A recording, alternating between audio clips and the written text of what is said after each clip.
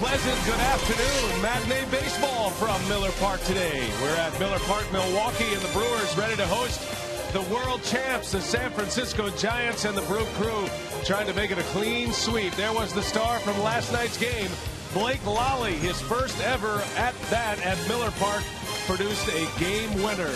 Thrilling win last night for the Brewers. And hi, everybody. We welcome you. Brian Anderson along with Bill Schroeder, and the Brewers trying to make it 3 in a row here, trying to make it 4 overall, 3 in a row over the Giants. And really the one constant during this stretch for the Brewers has been the success of the bottom of the batting order, and specifically Carlos Gomez. Yeah, after a strong second half last year, the Brewers rewarded him with a 3-year contract extension, and really early on it looked like he was trying to prove his worth. It looked like he was pressing. Ron Renicky gave him a day off on Saturday against the Cardinals, and ever since that time he has been a hitting machine. He looks much more relaxed. He's letting the ball get to him and hitting the ball from line to line, pulling balls down the line and left, taking baseballs out into right field. What a nice job of hitting in yesterday's game. His last couple of hits to right field. The speed, the defense, the hitting, it's all coming together right now for Carlos. Gomez with those 9 hits in his last 3 games. It took him 12 games to get to 7 hits total, but you see he's been hitting for power. He's had a bunt single. He had his first triple of the year as well. We got a matchup of headliners today with Matt Cain against Giovanni Gallardo. Craig and Davey, along with special guest Craig Counsell, will break down the pitching matchup when we continue.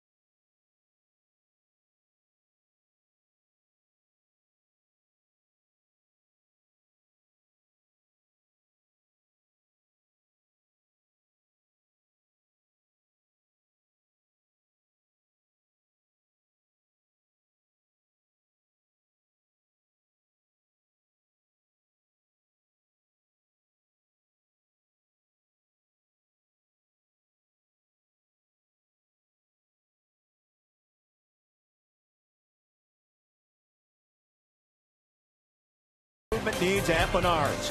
By Miller Lite, it's not just a good time, it's Miller time. By Toyota, let's go places. And by the wireless receiver only from AT&T Uverse. Visit att.com/freeyourtv. Rethink possible.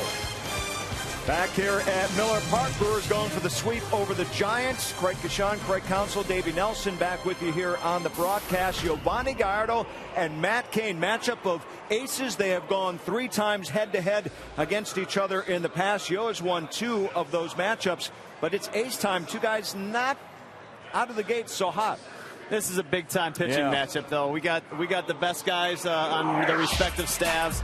And we had a good one last night. I think we got a better one today. Should be fun to watch. Well, it certainly should be. And, you know, with our power-packed right-handed lineup, Matt Cain last year held right-handed hitters to 1.91 or 191 average. And he is tough on right-handers. But, boy, if these two pitchers are on today, it will be a great matchup. All right, so it's Cain and Giovanni Gallardo, and there's Matt Cain getting warmed up. First pitch is on the way, and the Brewers going for the sweep. They are on a roll right now, and Yo wants to keep them there.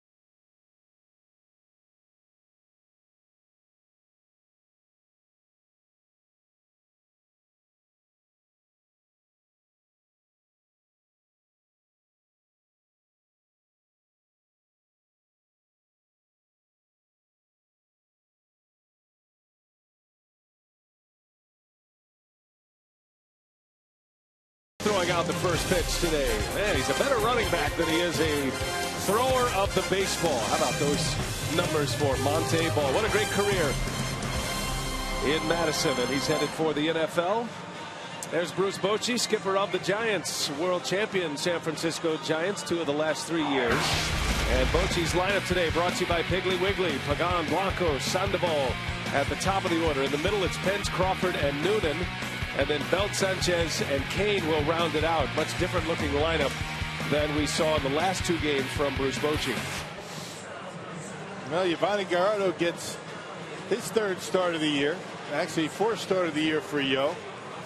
You see his numbers against the Giants in his career. Very good in 8 starts, a .296 earned run average.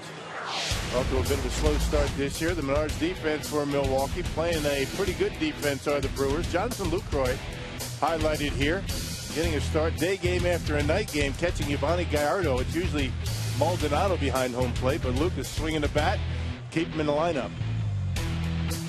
Yeah, so the same starting 8 position players for Ron Renicky in all 3 of these games, and the Brewers with a chance to sweep the Giants. They're looking for their 4th consecutive victory. And the first pitch of the ball game is outside ball 1. Away we go this afternoon. A matinee game here at Miller Park. Final game of the series. The Cubs will be here tomorrow night. Starts a 3-game series with the I-94 rivals from Chicago. Angel Pagan back in the leadoff spot for San Francisco. He's off to a nice start this season. He's hitting .333 this year. Drove in a run yesterday with a double. Well, it was a very entertaining ball game last night. Kyle Loesch retired the first 14 batters he faced. He went through 5 innings of no-hit baseball, and we are hoping to join Kyle Loesch today. He's going to put a headset on for us a little bit later in the broadcast. We'll get his thoughts on his day yesterday as Pagan bounces to Segura, and Pagan is retired. One away here for Gallardo. So Loesch went 5 no-hit innings and then ran into trouble in the 6th. Giants scored 3 runs. The game was tied at 3 until Blake Lally untied it in the bottom of the 9th inning. And how about that, Rock? The Brewers winning again in their final at bat, and there's Blake Lally. That guy just trying to find themselves different opportunities to get him in ball games. Lally drives in the run, actually driving in Josh Prince, who pinch ran for Lucroy in the 9th. There's a bunt by Blanco, and it's a good one. It's going to work for a base hit. So Blanco, who has scuffled at the plate in this series, is aboard with a bunt single. Yep, a perfect bunt. Always important to trying to get base runners on in front of Sandoval. Hunter Pence, the cleanup hitter today for the Giants. And no chance, even if Gonzalez keeps that ball in his hand. Didn't think he has a play. Now Blanco was hitless in this series, 0 for 8. And now a bunt single. He is aboard for Sandoval. Now the Brewers come into play with 5 wins this year. They're 5-8, and 3 of the 5 wins have come in the final at bat. 2 of those walk-offs here at Miller Park. So they're playing some exciting games. The Brewers had that great comeback win in St. Louis on Sunday, and they've been able to string together some wins here. Giants are 9-6. Sandoval has been one of the top run producers in the league to start the season. Has 14 RBIs. Blanco takes off. Sandoval fouls it away. I guess that's something to look for in this game today when you have Gallardo and Kane on the mound. You don't expect to get big innings, at least not too often. I would imagine both managers are thinking about maybe taking the extra base, stealing a base, take advantage of opportunities when they present themselves. Giants took 3 out of 4 from the Cubs prior to this series. Sandoval lays off, 2 balls and a strike. Sandoval with 2 home runs, 14 runs batted in. His career against Gallardo, he has struggled, just 2 hits and 15 career at bats, although he does have a home run against Gallardo, which was an opposite field home run. I think all eyes on Giovanni today. His week started with a DUI arrest. He was very disappointed. Obviously, he made a public statement after that arrest on Tuesday prior to the game. Very embarrassed by it. Said it would never happen again. And now he takes his regular turn in the starting rotation. And Rock, Gallardo is just not going along like we've seen in the past. And his numbers are probably worse than how he's pitching. You think back to the St. Louis game, which is a perfect example. He pitched very well through the first 4+ innings of that game, and then things kind of fell apart on him in the 6th. Yeah, he gave up a 5-run 6th inning and really just couldn't get it out in that 6th inning. But you're right. I mean, he pitched well against a Cardinal team that he has historically struggled big time against. But big inning seems to have bitten Giovanni in each of his first 3 starts. Mark Concannon reporting in our Brewers Live pregame show that Gallardo and Rick Kranitz have been hard at work between starts, working on some mechanical fixes. And you still have to wonder what the WBC took out of Gallardo, having to ramp it up so quickly. And he pitched well in the WBC, pitching for Team Mexico, and had good velocity, had a terrific outing against the United States. That was a game in Phoenix, Arizona, in the first round of the WBC.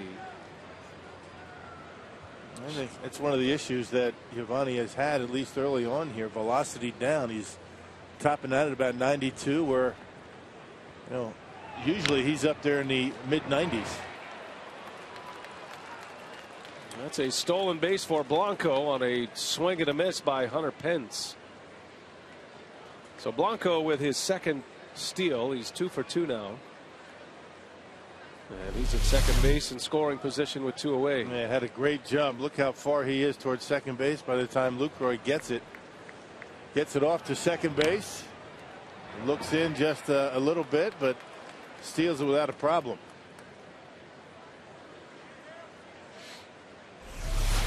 So the Giants coming out aggressive. 1-2 to Pence, and he goes, and that's the inning, and a good start for Yovani Gallardo. Gives up an infield bunt single, but picks up a K and a scoreless inning, and now the Brewers coming up.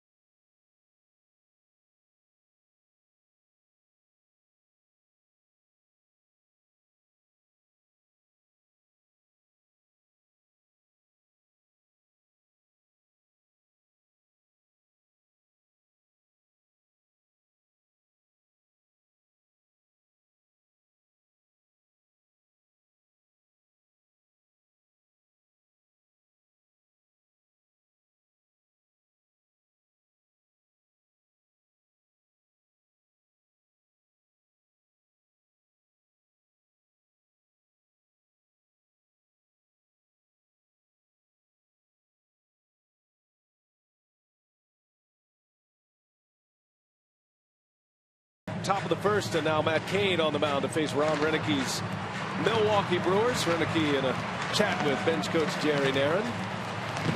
And he has seen his Brewers win 3 straight games, get to 5-8 for the record.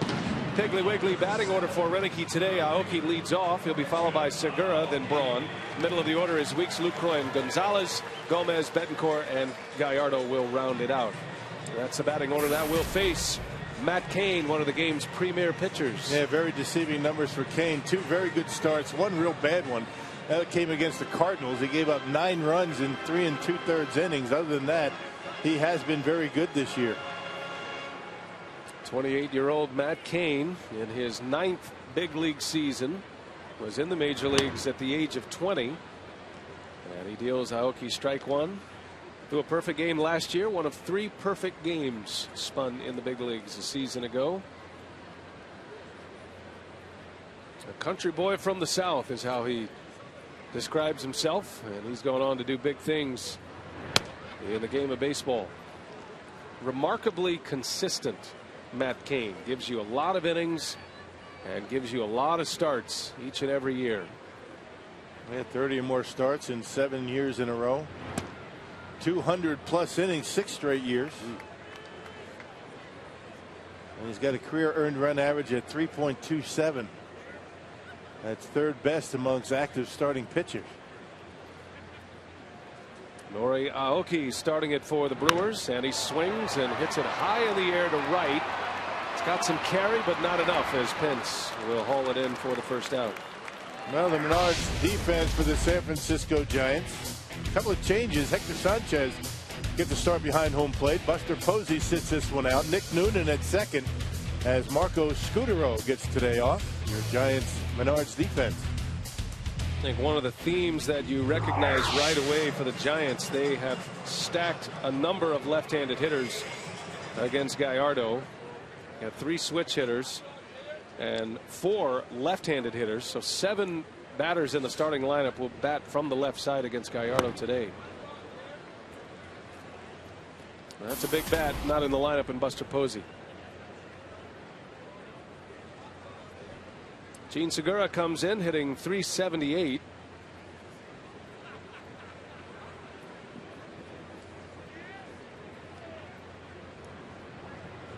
Brewers doing a lot of good work at the top of their order with Aoki and Segura both getting on base over a 400 clip apiece.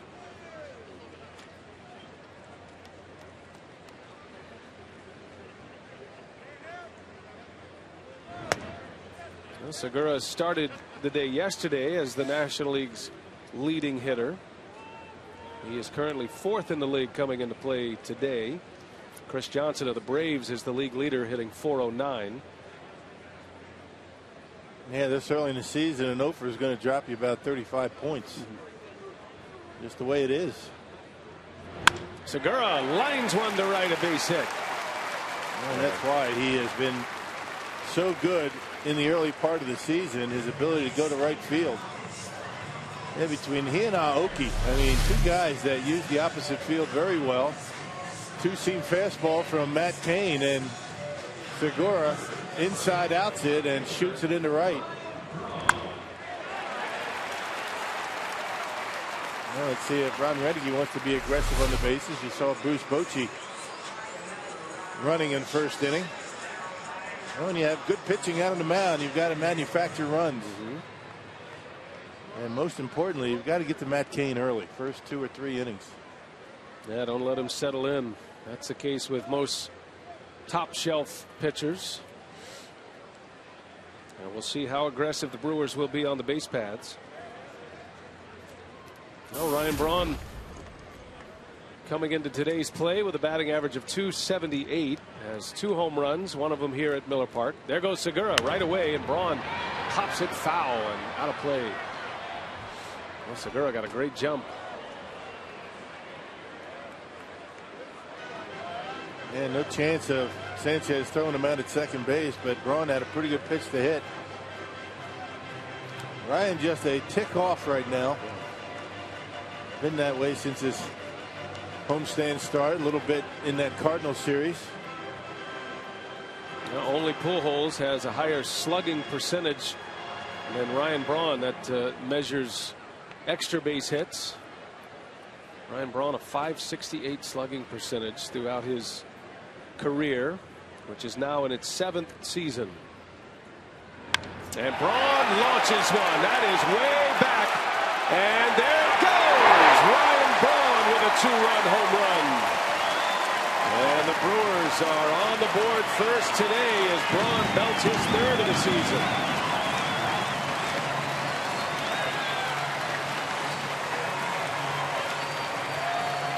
Yeah, good time for that graphic, huh? Extra base hits. Yeah, home runs count as extra base hits. So Ryan Braun picked on a hanging slider. Had hit me written all over it, and Braun did not miss it. And no doubt to the left.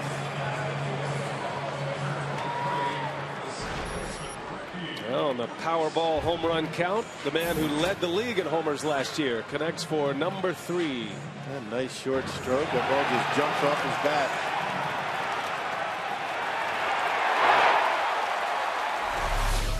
And a quick 2 spot on the board for Milwaukee.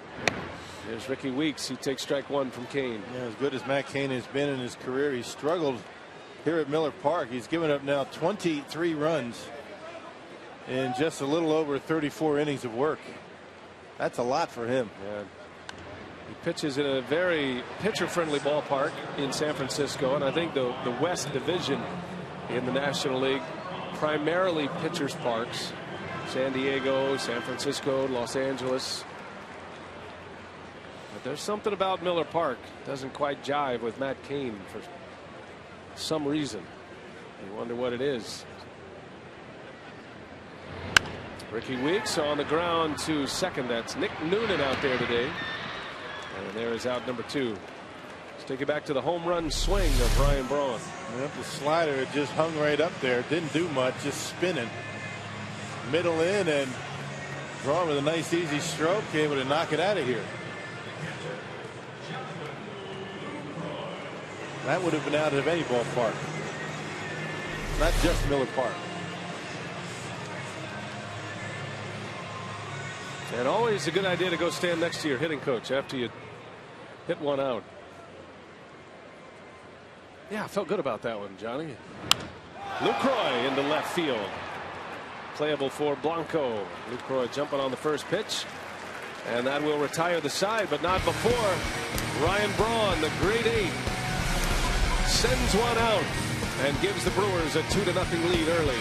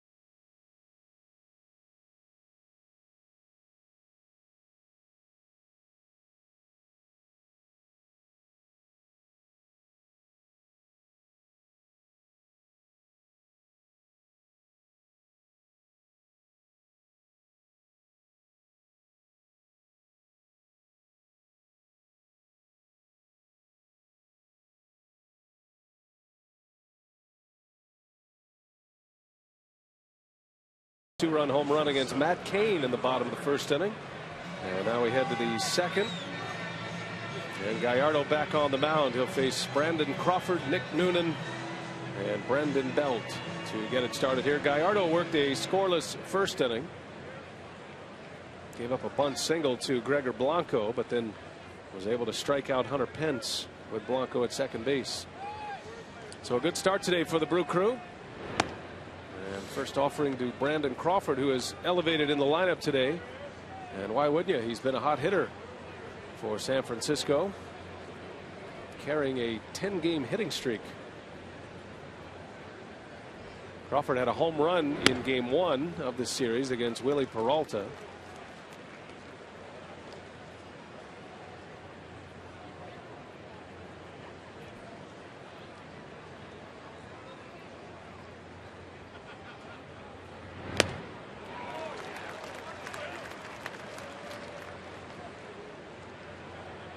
Gallardo making his 4th start of the season.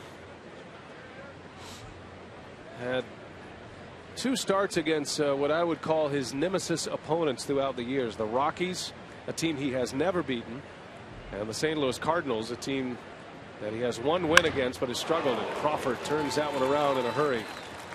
Got a base hit for the Giants shortstop. Well, as promised, we had a chance to visit with Kyle Lohse between innings, and first question was how he felt about his start yesterday. Oh, good. You know, I had all my stuff working, getting quick outs, doing what I do, and you know, just trying to get settled in out here. And Kyle, tell us about how that sinking fastball, the two-seamer, has changed your career. It's changed it a lot. I went from a guy who averaged probably about 110 pitches in 5 innings to a guy that could get deep in the game with a low pitch count. You know, I've learned how to command the counts with it. Even if I fall behind, I can get away with a little bit more because I got that movement, and you know, it gets off their barrel. Quick thoughts on Gallardo today. I know it's early, but what do you see from him? He looked good. His fastball's got some life to it. You saw some bad swings that first inning, so you know, I look forward to doing that several more times. All right, buddy. Thanks a lot, Kyle. I appreciate you doing that for us. So Kyle, kind enough to join us, and it's good to hear his perspective from the dugout, and what a stabilizing force he looks like he will be in his 3 starts for Milwaukee. I know he was disappointed to give up the lead yesterday. The Brewers finally scored some runs for him, but he did pitch well, and in a game when the Brewers needed to cover some innings because the bullpen had to pick up 5 innings on Tuesday. Lohse goes 7, and the Brewers were able to get to the finish line with just 2 relievers after that. And just a pro, knows how to mix in that fastball. The changeup still continues to be a great pitch for him. And he's been a very good influence on the rest of this starting rotation. Guys watching him pound the strike zone, keep the ball down, and a lesson learned for a lot of these young starters like Willie Peralta, Marco Estrada. Always able to learn something from a guy like Lohse.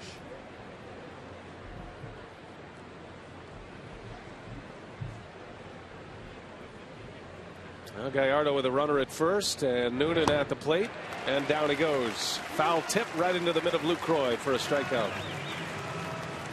So the first out and the second strikeout for Giovanni Gallardo. Yeah, good cutter that time by Giovanni, going down and in over the bat, or under the bat of Nick Noonan.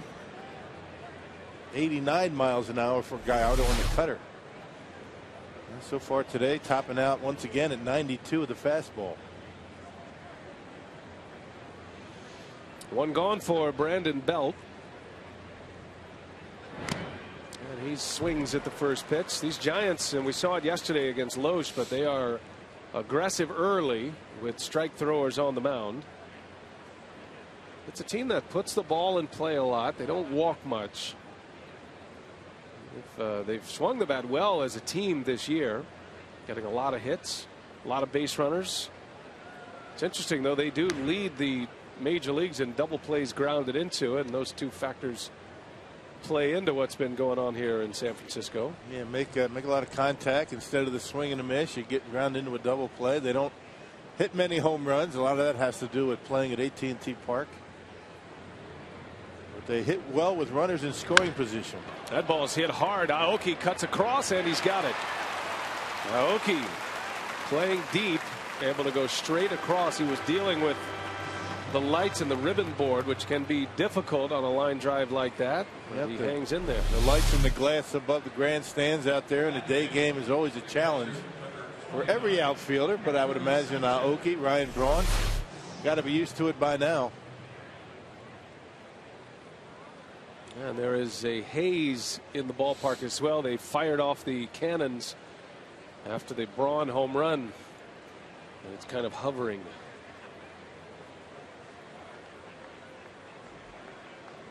So 2 gone. And here is Hector Sanchez. Unless I got something wrong with my eyes. No, there's a little haze. Okay, good. You're okay. It's been a little humid. The air's a little heavy here the last week. A lot of moisture in the air. Not Rock. allowing the smoke to dissipate as quickly. Nice. Well, It was weather day here. You know, I learned a couple of things. Oh, you did? Yeah, it was. That's right. They had the big weather day. A bunch of the kids. Right. Ton of middle school students from all over Wisconsin here. Most of them are up in the upper deck. Talking about humidity and, you know, what goes on with humid weather. It's a good topic this time of year for Wisconsin. Very nice.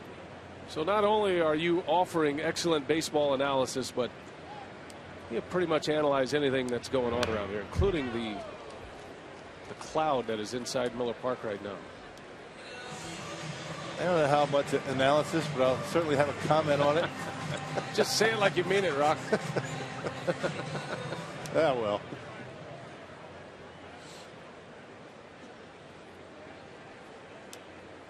Two balls and a strike on Hector Sanchez. He's got some power. Backs up Buster Posey. Sanchez just 14 at bats this year. He is 3 for 14 at the plate. He's a switch hitter. All of his at bats have come as a left-handed batter so far. He's playing in his 7th game of the year.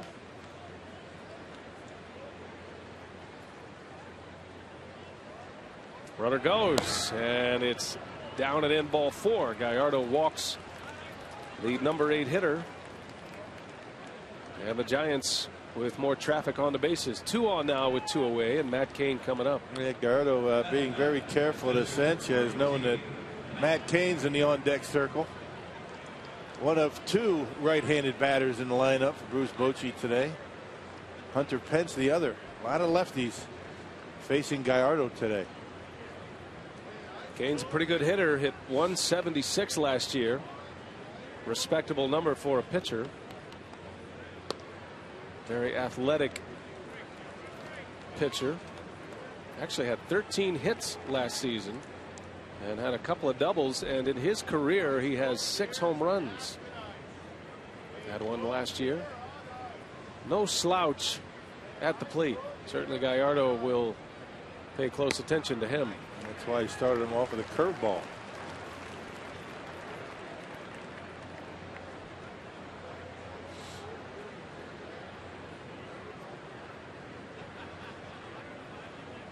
Cain actually had a couple of hits in the postseason last year in the NLCS against the Cardinals.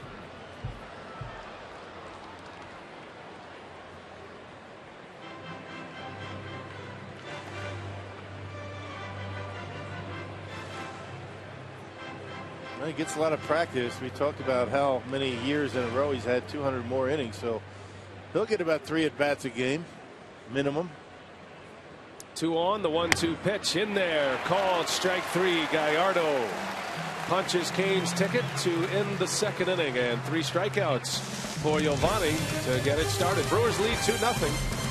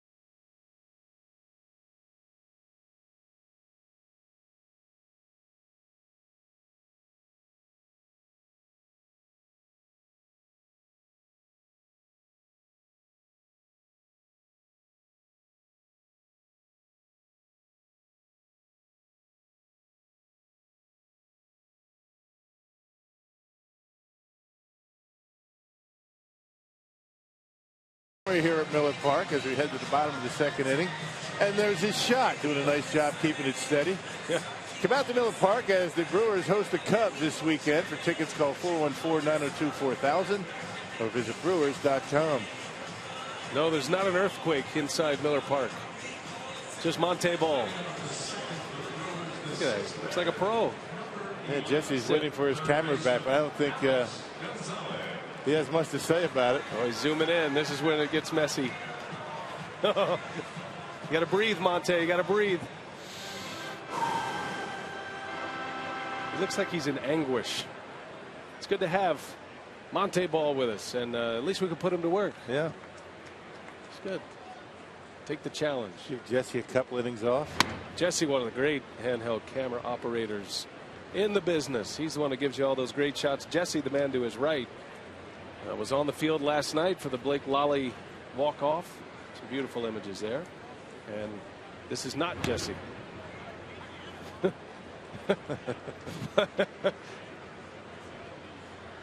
there's human beings behind those cameras, right? And it's a skill.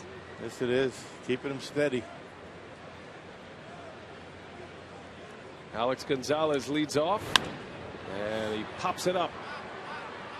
Shallow center. Pagan will make the catch. Wonder if Monte had that shot. I don't think he's ready to follow a baseball in the year, do you? That's the challenge, right? It's one thing to shoot somebody stationary. That's how I started in the business, Rock. Cameraman? Handheld camera. You've done everything, haven't Actually, you? I started as a utility, the man who coils the cable Pulling behind cable? the cameraman. And then I did camera. You got to graduate. Yeah. It's a slow process. And now here I am, sitting next to you. Yeah.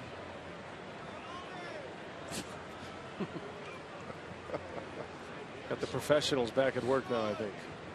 There's Jesse. Look at that. Standing still. Carlos Gomez. Ball and a strike. Gomez was in our open today and talking about his success. The Brewers winning 3 in a row. Gomez has been a big part of those 3 wins. 9 hits in his last 3 games. And he's had 3 hits in each of the last 3. Ouch. That hit off the knob of the bat. Is that a foul ball? Jerry Meals raised his hands as if it was a foul ball, or is he saying hit by pitch? What do we have here? Yeah, hit by pitch, it looks like. And Jerry Meals saying it hit him in the hand. It's hard to differentiate bone and wood a lot of times, and certainly by the reaction of Carlos Gomez, it appeared that it hit the hand. Mills will go to first base, umpire Marvin Hudson. Now remember, even if he's hit by the pitch, if he attempts to swing, the swing counts first, which would make that a live ball, which would make that an out. So as Gomez is being administered to, a conference between Mills and Hudson, and let's see what the call's going to be here. Yeah, the swing takes precedence over a hit batter.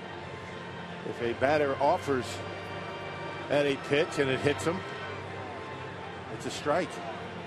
Well, there's Tim Welke, and now the crew chief. The first reaction from Jerry Meals, the home plate umpire, was to raise his hands as if to indicate dead ball, which could mean he thought it was either foul or he thought it was a hit by pitch. Yeah, it looks like it's going to stand. I guess nobody can really tell any differently. Yeah, Bochy's not Here's happy. Bochy not happy about it.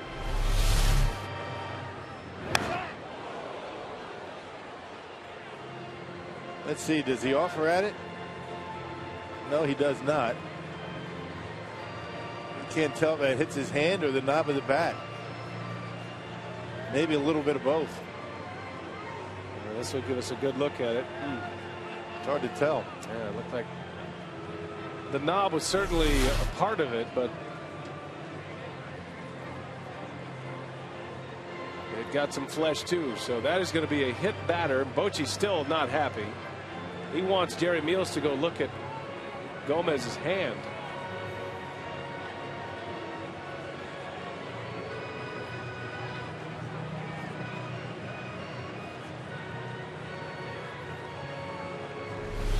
taking one more look. This is the best look we have of it. Still can't tell. Yeah. Tough call for the ump. I think he got a little bit of both, actually. All right. Well, perhaps the Brewers catch a break there, and Gomez is aboard with one out for Yuniesky Betancourt.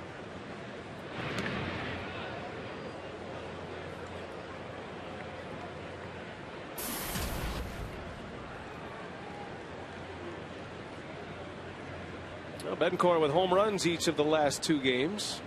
Had a grand slam on Tuesday, and then he went deep yesterday to give the Brewers an early lead. There goes Gomez. Pitches inside. Throw to second. Not in time. First stolen base of the year for Carlos Gomez. And Matt Cain not real quick to home plate, but really got not that slow. A little bit of a leg kick. A good throw by Sanchez, but Carlos Gomez just outruns everything, which is what he does most of the time.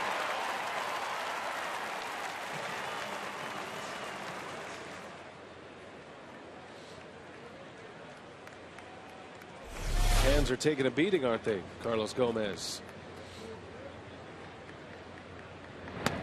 Well, now Betancourt with a runner in scoring position.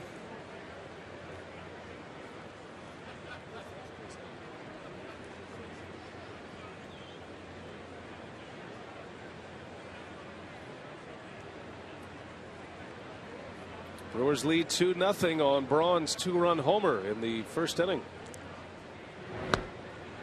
And it's 2 balls and a strike.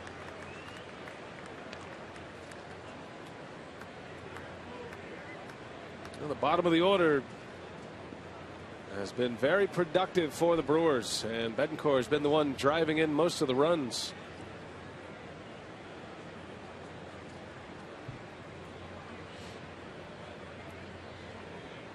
Giants holding Gomez on, trying to keep him close. And Betancourt shoots one through the hole. And here comes Gomez. The throw from Blanco. Never going to make it. Gomez slides safely. And it's 3-0. And Betancourt delivers again. At the bottom of the order, really doing a nice job lately. Wonder why the Brewers have been able to win some games this week is because the bottom of the order getting on, driving in runs, and taking the pressure off the top of the order. Cut fastball from Matt Cain. Betancourt waits back long enough, hooks it into left, and Carlos Gomez, you know, is going to be able to score on that. So a hit by pitch, a stolen base, and it turns into a run after the single from Uni B. 3-0 Brewers on 3 hits.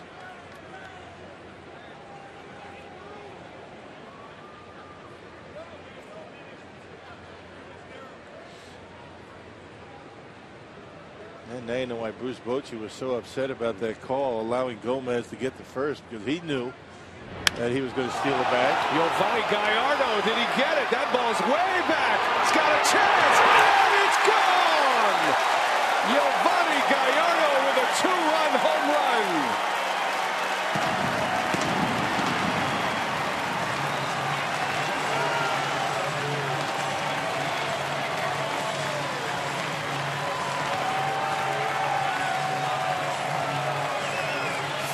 Nothing Brewers as the Brewer pitcher with his 11th career home run. Well, the problems for Matt Cain continue here at Miller Park.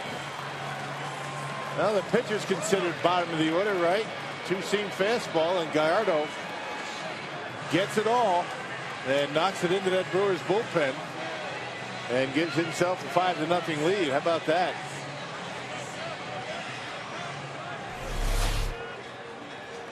Well, Gallardo is the franchise leader in home runs by a pitcher by a long shot. He has a lot of respect for his bat around the league. He won the Silver Slugger Award a couple of years ago. And he was actually very disappointed in his season at the plate last season, but Gallardo launches one out. And now it's 5-0, a pair of 2-run homers, Braun and Gallardo.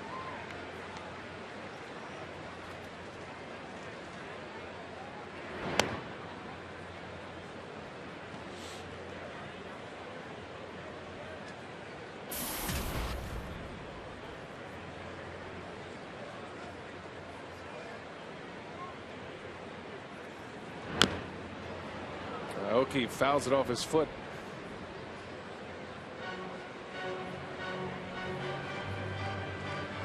Still keeps that focus. His job, he knows, is when he's out on that hill.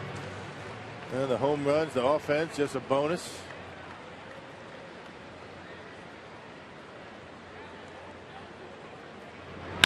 Aoki back up the middle. Crawford over and makes a nice play. Not sure if Kane got a piece of that ball or not. Crawford there to clean it up, and Aoki is out number 2.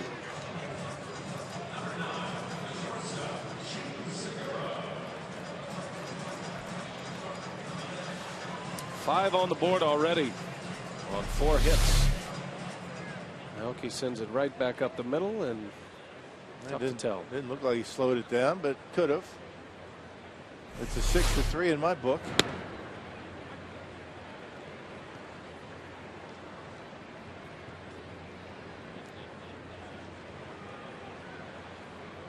Two gone for Gene Segura. And he gets jammed over to third base. Sandoval makes the play for the out. Inning is over, but the Brewers go bang once again. Braun in the first. Gallardo with a 2-run homer in the second. Part of a 3-run inning. And it's 5-0 Blue Crew.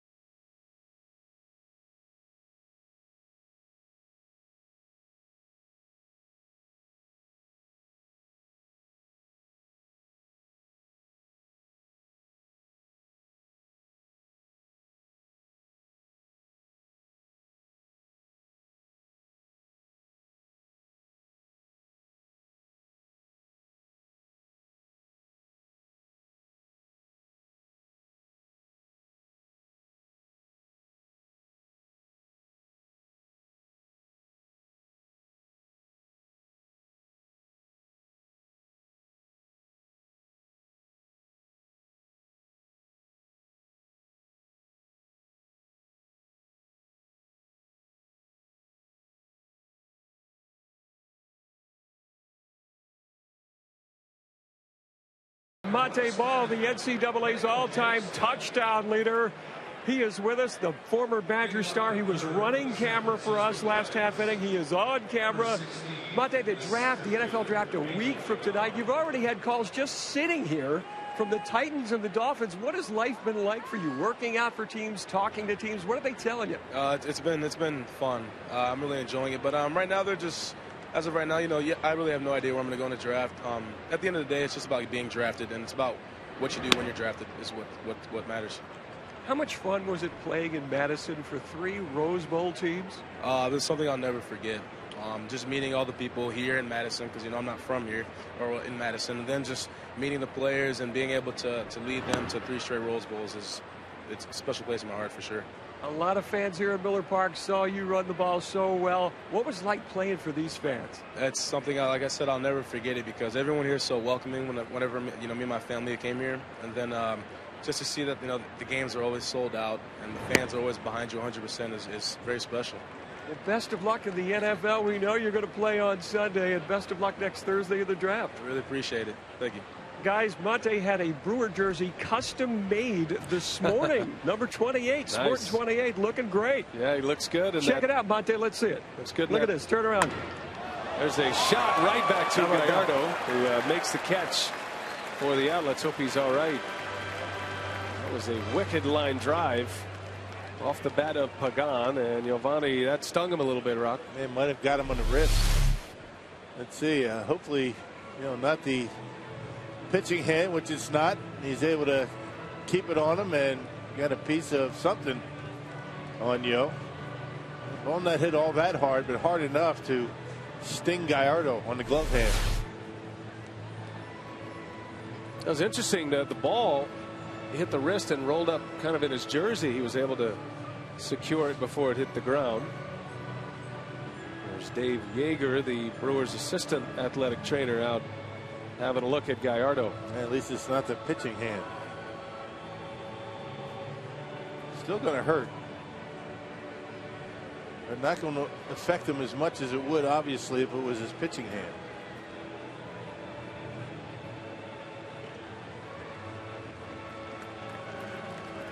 Well, it looks like he's all right. Hot line drive off the bat of Pagan. Yep. Very calmly, as it was rolling up his arm and into his jersey, secured it for the out. As long as it hits the glove first, whatever it takes. So there's the first out of the inning. And our thanks to Monte Ball. Didn't mean to cut him off there, but hails from Missouri, but we can call him Wisconsin's own Monte Ball after a great career. I had fun watching him on Saturday. By the way, you can follow NFL draft coverage at foxsportswisconsin.com. Paul Lemig is covering the draft for us.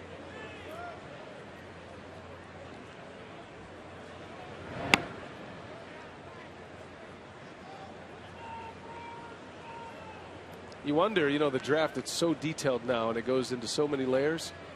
I would even venture to say that that particular interview that Ball just did was being evaluated by some NFL scout. Yeah, right. Yeah, they look at everything, don't they? I hope they didn't look at his camera work.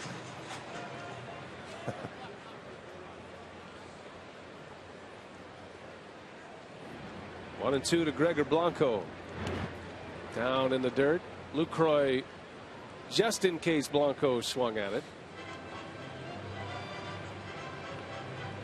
And Lucroy has really improved a lot blocking pitches in the dirt from his first year. And actually really started in the second half of last year, where Lucroy doing a nice job of squaring the shoulders, keeping the ball close.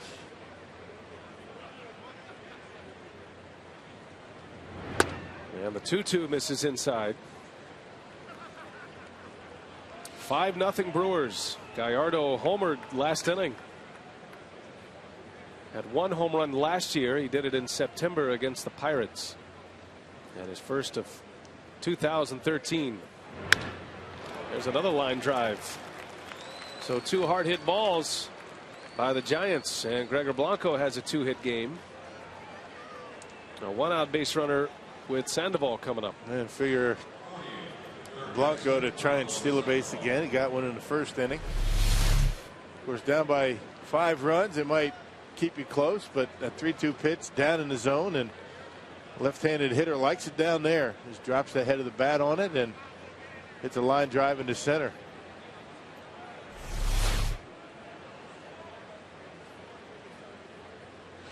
So with Blanco at first, a speedy runner, here is Sandoval.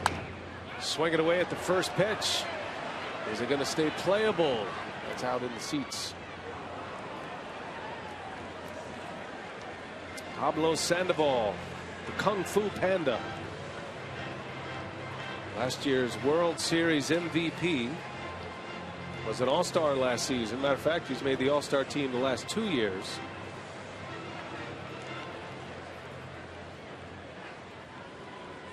Sandoval in the World Series against the Tigers last year. Had a 3-home run game. One of the rare feats in the game. And we mentioned this yesterday, but he joined some impressive company of players who have hit 3 home runs in a World Series game.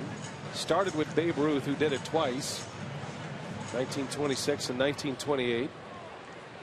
The great Yankee. Reggie Jackson did it in '77 as a Yankee against the Dodgers, and Albert Pujols in 2011.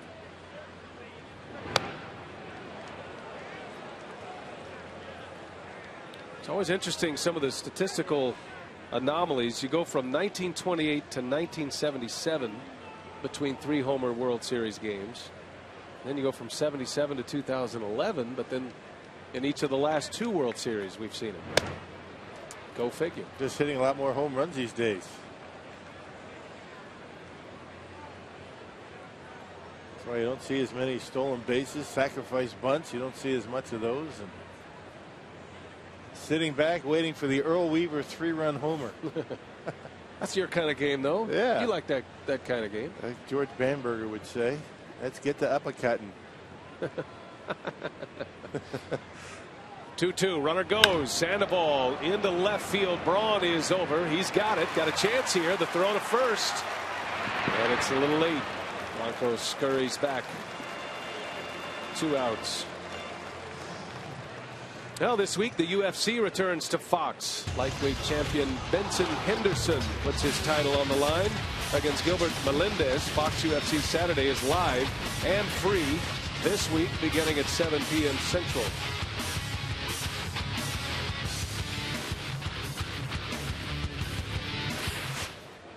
Five-0 Brewers here at Miller Park. 2 outs here in this 3rd inning. And here is Hunter Pence now.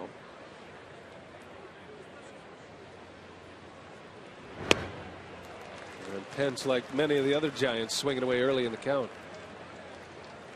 Pence a strikeout victim his first time up.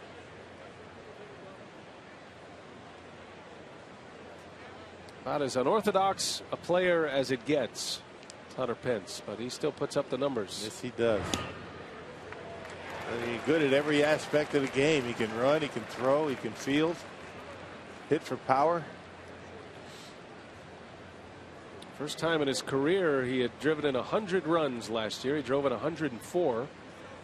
He finished 5th in the RBI race last season. Split time between the Phillies and the Giants last year.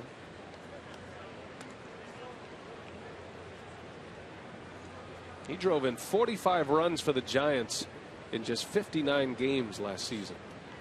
What a pickup. And he was the motivational leader for the Giants in the postseason. He had those pregame speeches all lined up. The first one was authentic. Kind of a win-one for the Gipper rah-rah speech, something you don't see a lot of in Major League Baseball. But Pence gave that speech prior to Game 3 of the NLDS, when the Giants were down 0-2 and on the brink of elimination. Giants won that game, and then he just kept doing it. And it was right out of a scene of like a high school state championship type game. And in its proper context, it's just, I don't know if I've ever seen anything like that in Major League Baseball. Yeah, it usually doesn't work in baseball. You don't want to get all amped up for a baseball game. You got to be relaxed. You got to control your emotions. A little bit different in basketball and football, I would think. Hey, but it worked. Yeah, it was kind of like a Ray Lewis NFL speech. Right. Well, where'd this one miss? Good curveball. Sometimes it fools the umpire. A touch outside, according to Fox Tracks. So now it's 3-2. Blanco gets a head start, and Pence strikes out. Gallardo, a little spinner up there, the cut fastball, and he has struck out Pence twice.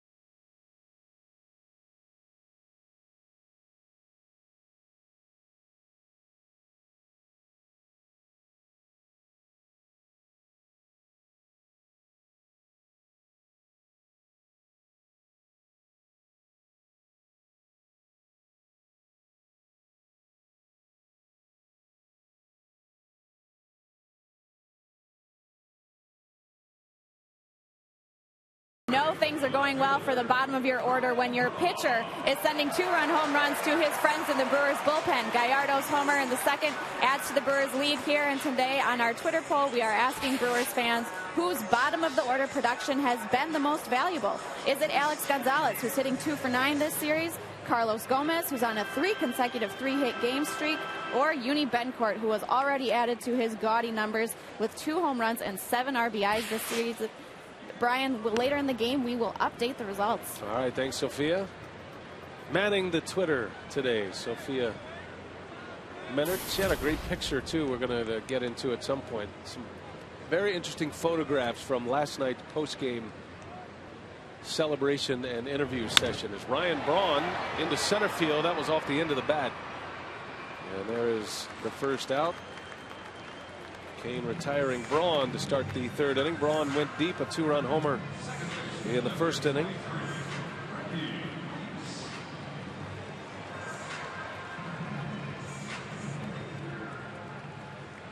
So 1 gone, and here is Ricky Weeks now. Still trying to fight his way out of a long slump at the plate. Did have a big hit in the first game of this series back on Tuesday night. Drove in a couple of runs with a double. I think kind of bad luck in yesterday's ball game. His last time up had a bullet to left with a couple of men on, and that could have been a game winner. Unfortunately caught out there in left field. It's kind of what happens when you're not getting hits every time you even hit the ball hard. It's right at somebody.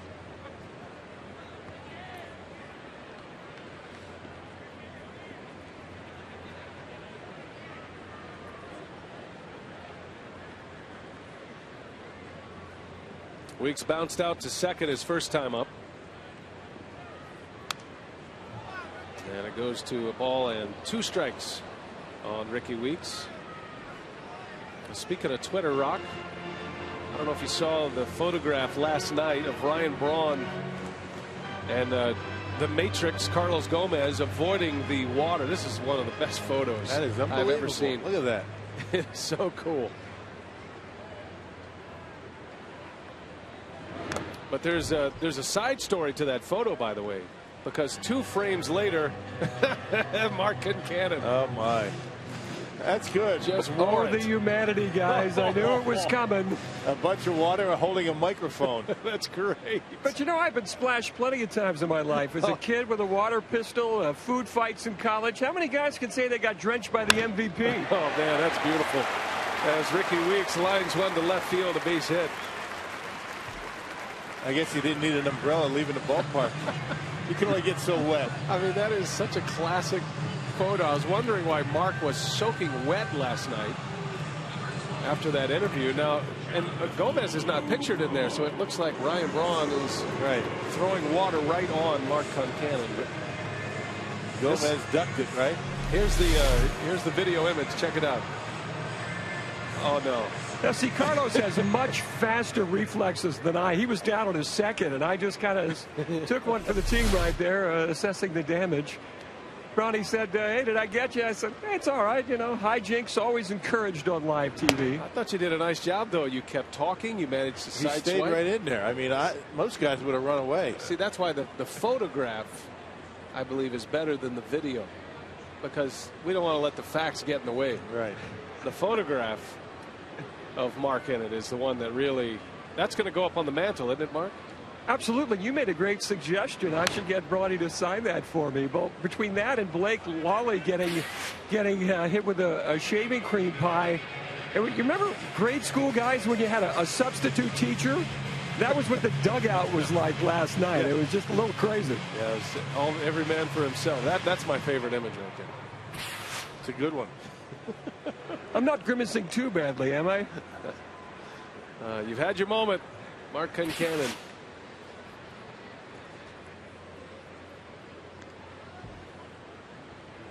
Well, good fun last night. The Brewers, for the 2nd time this year, winning in walk-off style. Lucroy delivered the first victory, a sacrifice fly on opening day against the Rockies. It's a lot of fun when you win, isn't it? Yeah, absolutely. Good for them. The Brewers have struggled early. They deserve it. There's another stolen base. So Ricky Weeks gets into the act. And that's his second of the season, his first of the day. And just like that, a runner in scoring position now for the Brewers with one man out. And second stolen base of the game. And the first time they stole a base, Gomez, he came around to score on a base hit. Eliminate the double play. And now good speed in scoring position.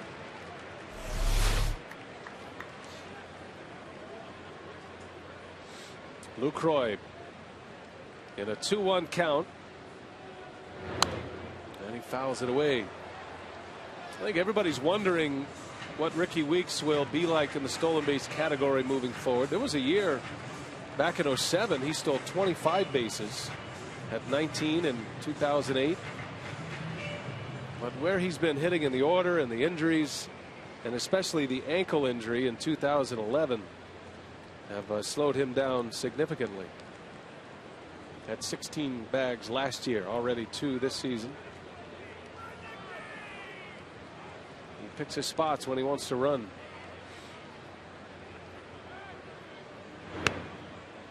Time was called.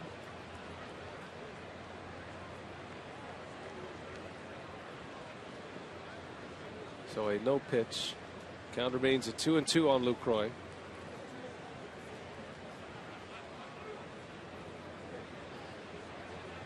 Five to nothing Brewers. Got 2 in the first, 3 in the second off Matt Cain. And Lucroy sends that one high and deep. And there it goes. Another 2-run home run. Lucroy knew that was gone when it left the bat. The third home run of the game. Lucroy with his second blast of the year. And it is now 7-0 against Matt Cain and the Giants. Another hanging breaking ball for Matt Cain. This one ends up in the seats. It was a hanging slider to Ryan Braun. And that last pitch to Lucroy looked like a curveball. There it is, middle in. Cain knew it right away, and that was second deck out there and left. Right down the middle. And Lucroy didn't miss it.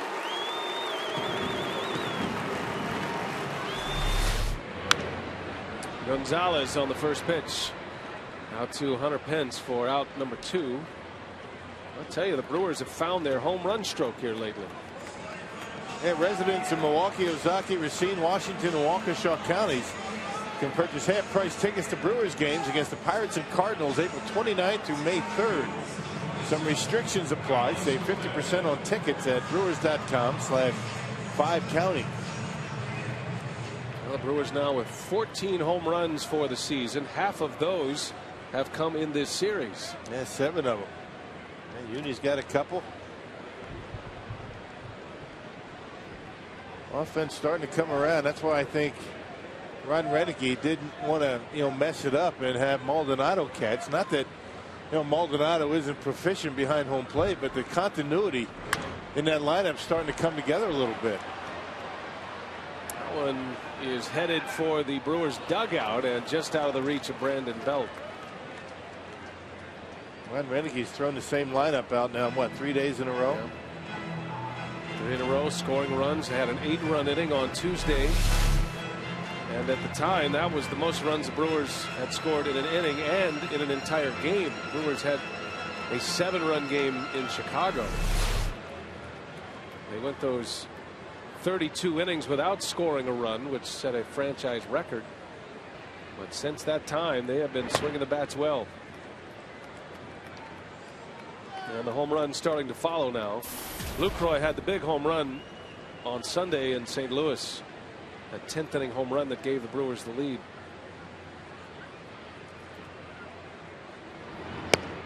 Gomez is part of that group to homer in this series. He banged one off the foul pole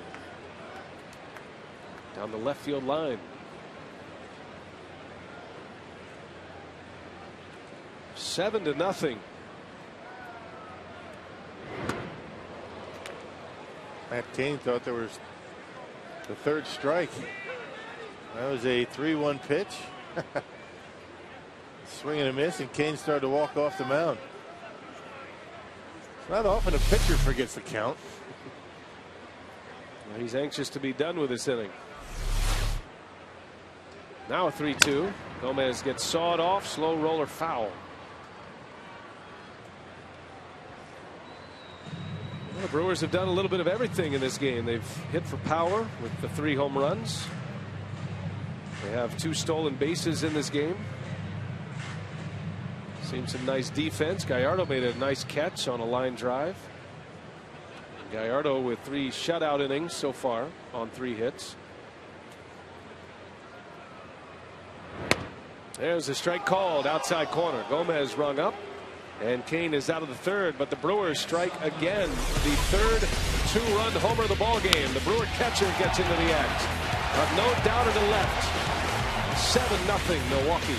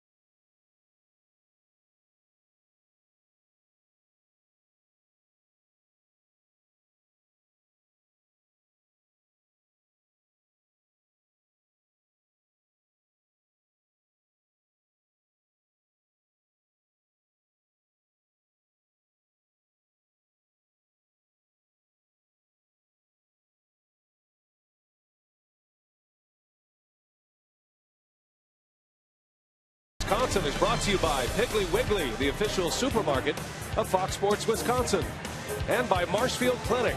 Don't just live, shine. Beautiful Miller Park on a Thursday afternoon. Not so nice outside Miller Park. Jonathan Lucroy adds to the lead with a 2-run home run in the third, and it is now 7-0 Brewers as we head to the fourth. And Gallardo trying to keep the shutout intact. Gallardo with 4 strikeouts. He has issued 1 walk. He's given up 3 hits. Giants have had a base runner in every inning, but Gallardo has been able to keep the zeros on the board.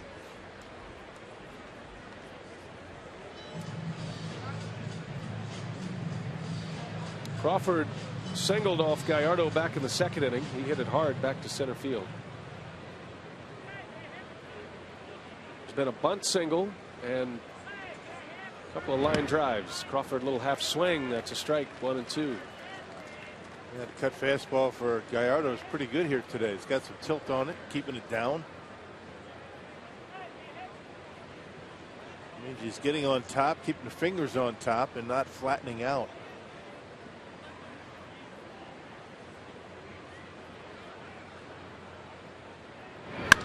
Crawford slices one in the gap left center. That's down. That's going to go to the wall. And Brandon Crawford continues his hitting ways here.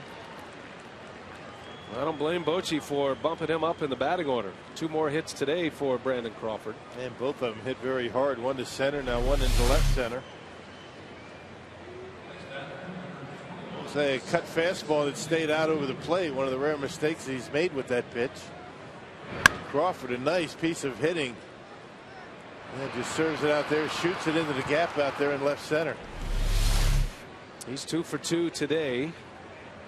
And on this road trip, which started in Chicago, Crawford is now 10 for 21 at the plate. He's extended a hitting streak to a career best 11 games. Been a tough out. Making good solid contact. You make a mistake with him, he can take you deep. He's got good power. Nick Noonan with a man on. Noonan getting the start today for Marco Scutaro. Giants don't have many new faces from their World Series roster from a year ago. Matter of fact, 21 of the 25 players on the current roster were on that World Series roster last year. Noonan's one of the new faces, though. That ball's hit hard. Center field. Gomez turns and runs. Gomez runs it down. Crawford will tag. He'll end up at third as Carlos Gomez makes a difficult play look easy. Yes, he does. He gets such a good jump. He spun around a little bit, but able to pick up the baseball again. Watch him turn his back. Turns the wrong way, but really doesn't slow him down much and able to haul it in. Makes it look easy, as you said. Child's play for Gomez. He likes to go back on baseball. The only thing he would have preferred on that play is to crash into the wall. Yeah, he actually likes running into the wall. Enjoys the contact.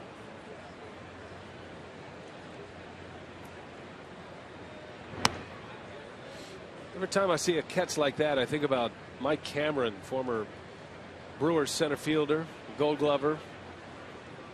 And Cameron used to say, you know, I'm never going to end up on the highlight shows because if you do your job properly, you get the good jumps and you run the right routes. The catching part of the play is easy. You do the work early as opposed to later on in the catch. I never forget he used to say that all the time. And invariably we'd be in the clubhouse watching highlights of other games and a guy would make a diving catch in the outfield and go, see, if he wasn't taking such a bad route, he would be able to run right under him.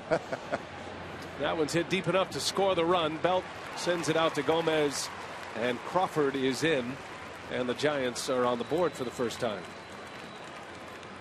7-1 Brewers.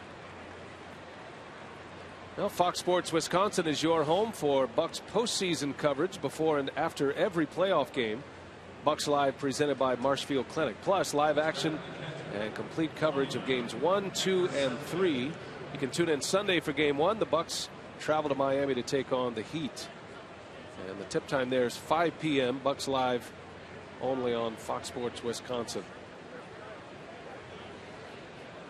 And we wish the Bucks the best of luck against what many feel are the favorites to win the NBA title this year, the Miami Heat. Good time to take them down early, right? Right, yep. Sneak up on them.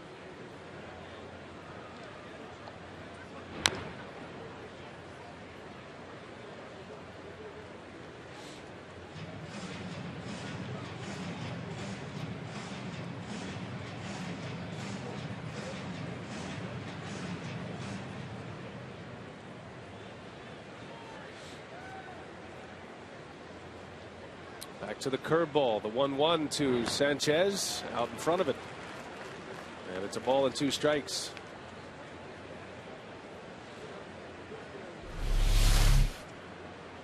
Good curveball. That's where you want him, down in the dirt. Let's see if he does it again. Lucroy wants another one in the dirt. And the 1-2. This time Sanchez doesn't bite.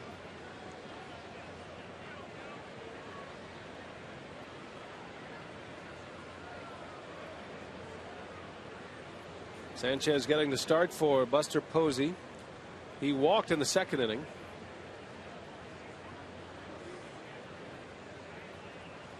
The 2-2. Got him. Gallardo strikes out Sanchez. Gives him 5 punch outs. The Giants do score a run on a sac fly. But a punch out ends the inning, 7-1.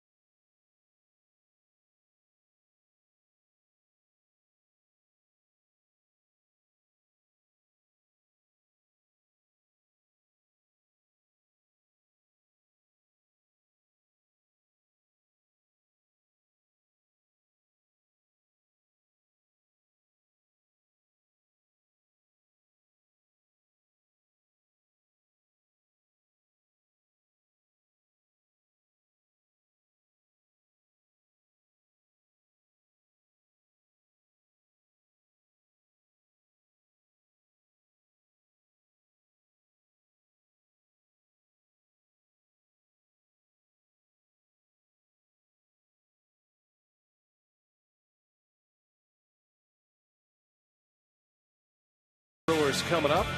Well, the Brewers Community Foundation will feature 3 Drive for Charity events this season, April 19th through the 21st. Fans are asked to bring full-size toiletries to the game, and the contributions will support the Guest House, which is a homeless shelter here in Milwaukee for men. Every fan that brings a full-size toiletry item or every fan that donates $5 will receive a collectible Brewers player pin featuring Marco Estrada.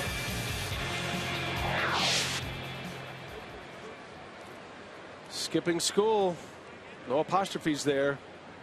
Maybe we shouldn't be skipping school. It's a we are.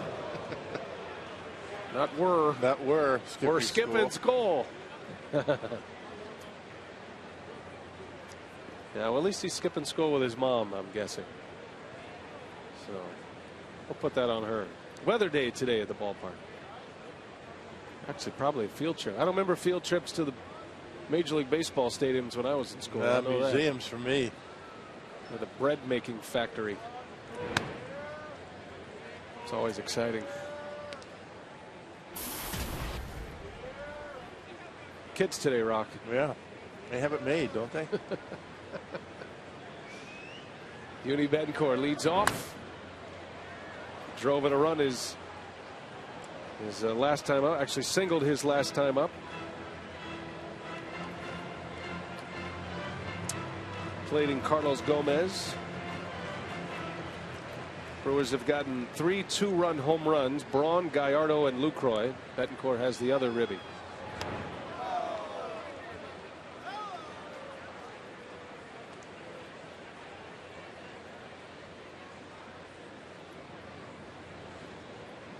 Matt Cain, 7 runs on 6 hits. And bullpen activity. Heian Machi loosening up for the Giants. There's a called strike 3. So Betancourt is down on strikes. Giants are leaving after the game today. The Cubs are coming in. Still no word yet on the Saturday starter for the Brewers. Cubs are going to have Jackson, Feldman, and Wood. Marco Estrada will start tomorrow's game. And then we'll see Peralta on Sunday. It's going to be between Mike Fiers and a minor league option on Saturday. Well, Mike Fiers is still down in that Brewers bullpen, so may give you some indication. Of course, if Brewers need him today, no chance he's going to be able to start Saturday. Cubs are at home today against the Texas Rangers. They're underway. They were postponed the other day. That game's just underway and scoreless. Cubs have lost a few games already. They're going to have a stack of doubleheaders. One of those will be against Milwaukee in late July. Yeah.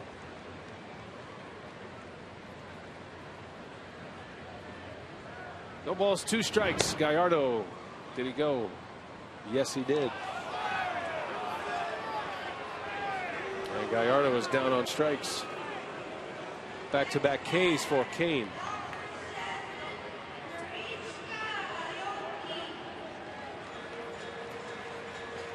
I'll tell you, the team that's got a lot of makeups to do is the T-Rats up in Appleton. They got rained out again yesterday. That's 6 that have been washed out up there in A-ball. Yeah, how do you make up a week's worth of games? Yeah, a lot of double headers, I guess. I don't know. Can you play a triple header? Sure. Ernie Banks would love that. Forget let's play 2, let's play 3. You ever play 3 games in a day? No. Tough on your bullpen.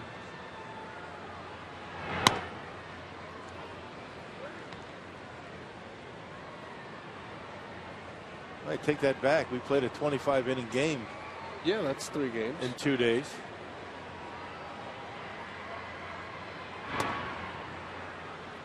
Well, that's one of those memories, isn't it? Yeah. That game against the White Sox. How many did you catch in that game? 12. And you didn't even catch half of the game. Right. You caught 12 innings. I caught 12 innings. Jim Sundberg caught the first 13. Jim Sundberg. Yeah. He's still working in baseball. He's with the Texas Rangers. Working in their front office. 2-2 pitch to Aoki. Long run for Pence. And he's got it for the out. Aoki just missed it. 3 up, 3 down inning for Matt Cain. The Brewers 7-1 over the Giants.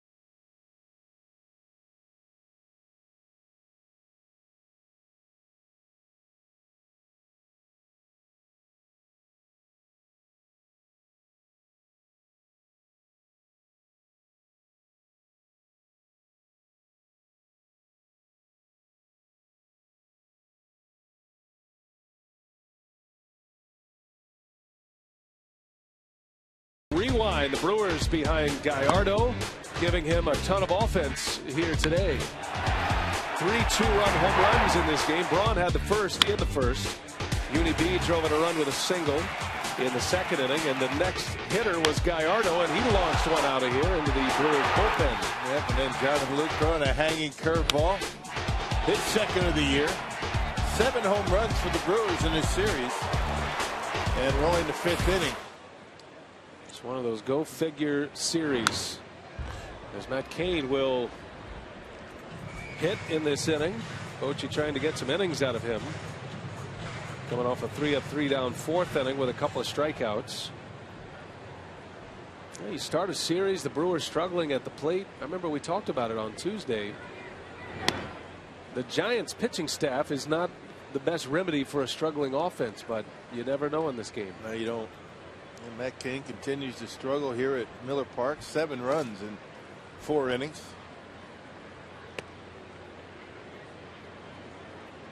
That's why you don't play him on paper. You come out here, you get it going. You never know. You never know who's going to be the hero. Come to the ballpark, you think you're going to have a great pitching matchup. Runs are going to be tight. And it's 7-1 in the 5th. Now the Brewers with 10 runs on Tuesday night, won that game 10-8. Had 9 hits last night. Had a walk-off win, a 4-3 final.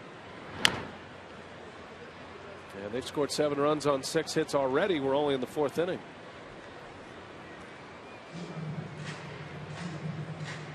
Braun popped his 3rd of the season. The first home run he has pulled this year. Gallardo continues to add to his career record. And Lucroy. There's a strike call. Down goes Cain. He knew it. And Gallardo picks up yet another strikeout. That gives him 6. And strikeouts were down for Gallardo coming into today, but 6 strikeouts and 4 1/3. Catches plenty of the plate on the inner half of the strike zone and gets Cain for the 2nd time.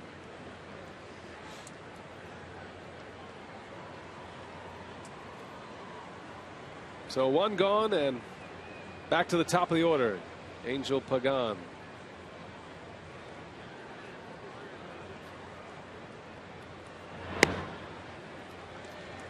Pagan hit a hot line drive back to Gallardo back in the 3rd inning. Stung him a little bit. It caught him on the wrist of his glove hand. Gallardo made the catch.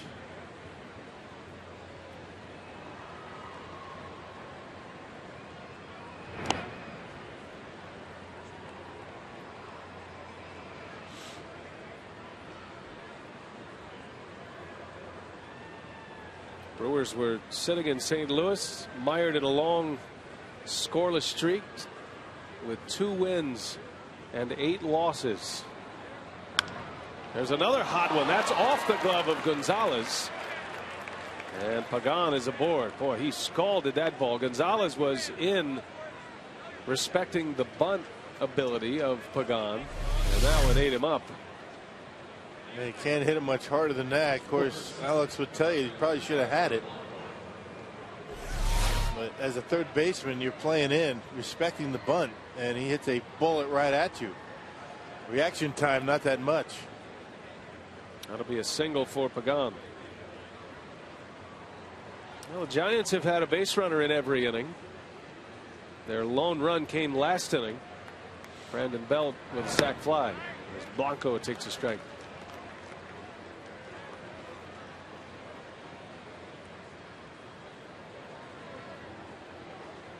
Yeah, Giants are third best in the National League in team batting average of .271 coming in.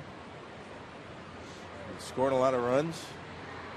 There goes Pagan, and a swing and a liner, and it's caught by Segura, who will take it to first base himself. How about a 6 unassisted double play? He was covering the bag. He was in a perfect spot. And Gallardo is out of the inning. Always in the right spot, it seems like, this guy. That's the way it's going for the Brewers today. They lead it 7-1. We head to the bottom of the 5th. Brewers coming up.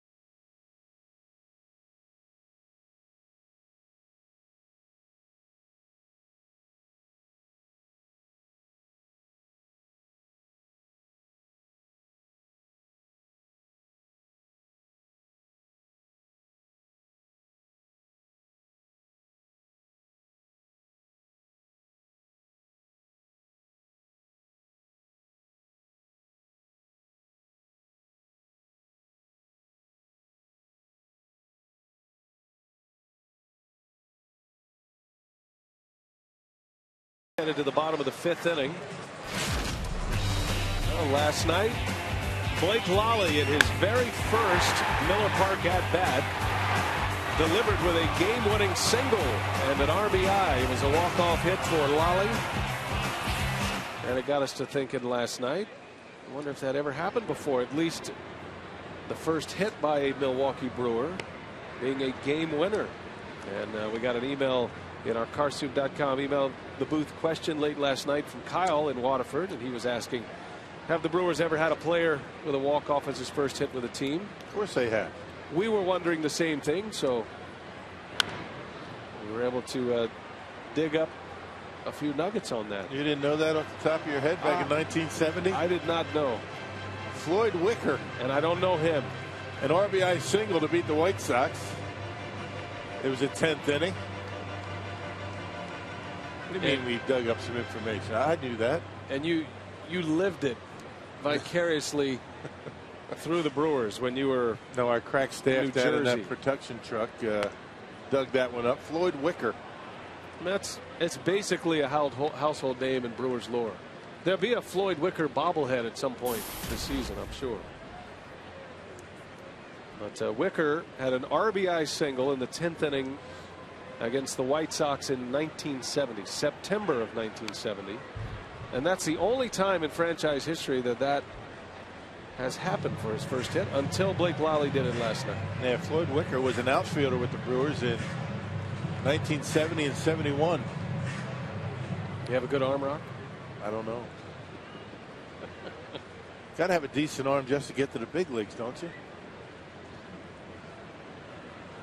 You know, I remember him at East Carolina University, and no, just kidding. Baseball Reference remembers him. He actually played for the Giants. Did you know that? Floyd Wicker? Yep. Cardinals, Expos. He was traded by the Brewers to the Giants in 1971, which ties up this whole package here with Blake Lally delivering the game winner against the Giants yesterday.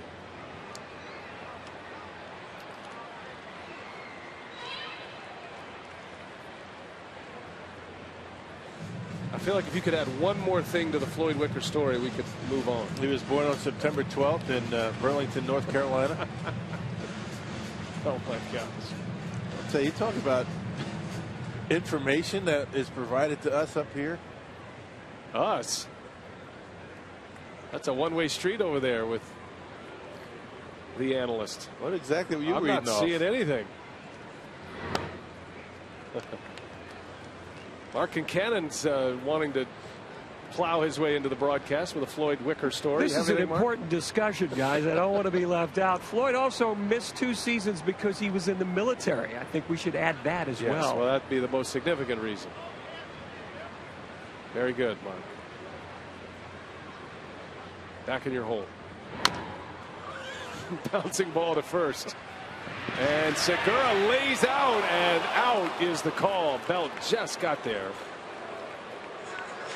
And Segura plays hard all the time. Even in a 7-1 game, he was sniffing a base hit. You can take nothing for granted with Segura. I mean, he's busting it down that line. And Brandon Belt, I would imagine, had a little bit of nerves going, just barely able to get him at first. Good effort. Close play.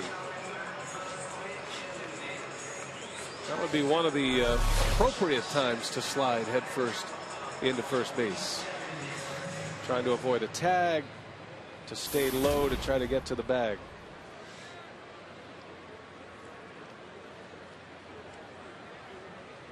So Segura is retired, one away, and here is Ryan Braun.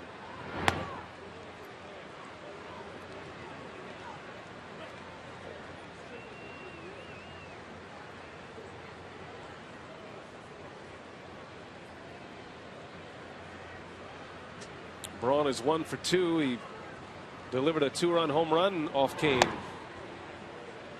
That got the Brewers started today. First runs of the ball game. And his home run was a no-doubter into left field. All 3 of the home runs in the game for the Brewers by right-handed hitters, and home runs that were pulled to left.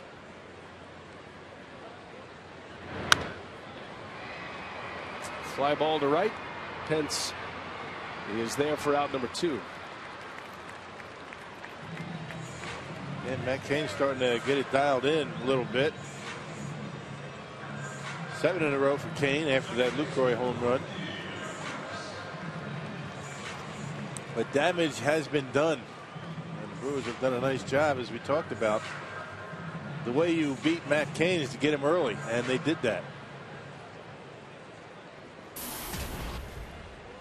Well, since Lucroy's home run in the 3rd inning, Cain has retired 7 in a row, and at one point had 3 consecutive strikeouts. Remember, Bochy had the bullpen up in the 3rd inning. Cain got out of it, and now Bochy's been able to sit the bullpen down, and Cain's given him some length. One day leads to the next in this game. even in a game like this. It's never too lopsided. You never know. A lot of offense here at Miller Park, but you know, Bochy is thinking about tomorrow as much as he's thinking about today. You have to do that as a manager. I know Ron Renneke's not thinking about tomorrow. He needs to nail this one down. The Brewers have made things interesting with big leads so far this year. Yeah, they really haven't had a comfortable finish to a game. They did have a 7-2 lead against the Cubs at Wrigley last week, and that game turned out to be tight. Cubs actually brought the potential winning run to the plate in the 9th inning. 9-3 here on Tuesday. Yeah, the Brewers won that game 10-8.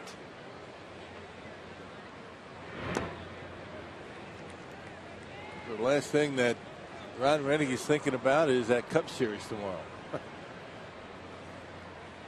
Get this one and then worry about it.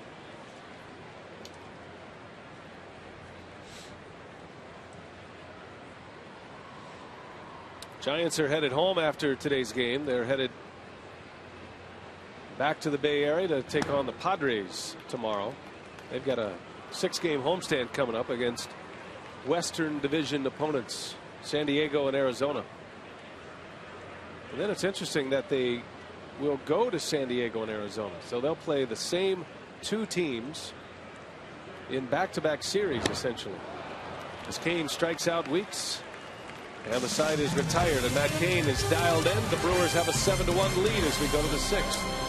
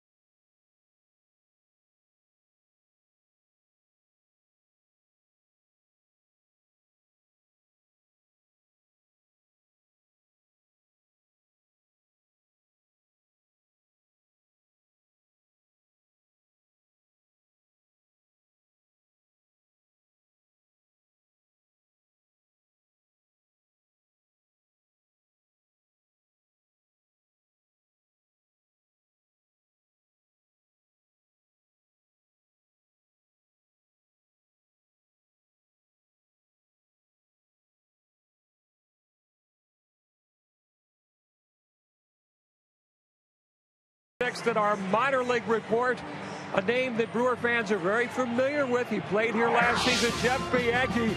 He is continuing his rehab at Double-A and recovering from a hip injury. The recovery going well. 1 for 3 last night. He is hitting .400, 4 out of 10, and he wants to make it back to Milwaukee. And guys, the banged up Brewers could use a versatile infielder like Jeff. Well, he did a nice job for the Brewers last year, and it's good to see Bianchi get back on the trail to the big leagues. He had a chance to play for Team Italy in the World Baseball Classic, but was injured and unable to play, and I know he was disappointed about that. And good to see him back in action in Double-A Huntsville. That's the good place to be right now, because Nashville is having a hard time getting games in. They've had a lot of postponements as well.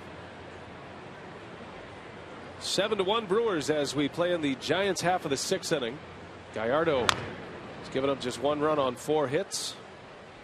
Facing Sandoval to start the 6th inning. Yeah, 2 guys that the Brewers had probably counted on breaking spring training. Bianchi, Taylor Green, both injured, and that started a number of different moves that the Brewers made as far as the roster goes. And I think right now they're pretty content with what they've got.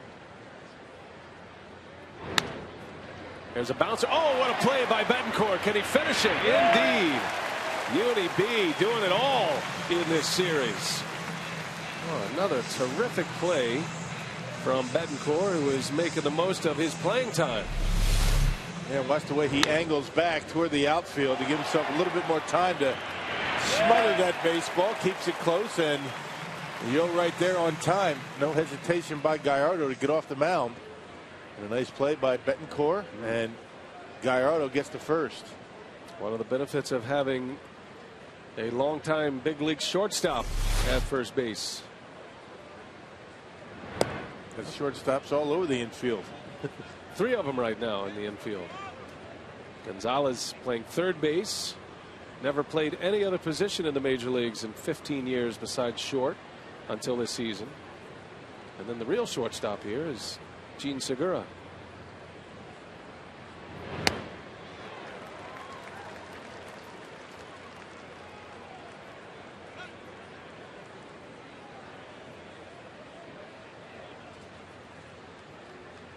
One man out for Hunter Pence. And he hits that one hard to center field, a base hit. So the Giants with their 5th hit. And Pence is aboard for the first time. Gallardo had struck him out twice. Right, just left the cut fastball a little bit up in the strike zone, and Pence able to hit it hard. And now you got perhaps the hottest of all the Giants coming up to the plate right now. And Brandon Crawford, check it out. You see the spin on it. Stays up in the strike zone, and Hunter Pence able to get the barrel on it. Gallardo hadn't made too many mistakes with that cutter today. Brandon Crawford, a single and a double today.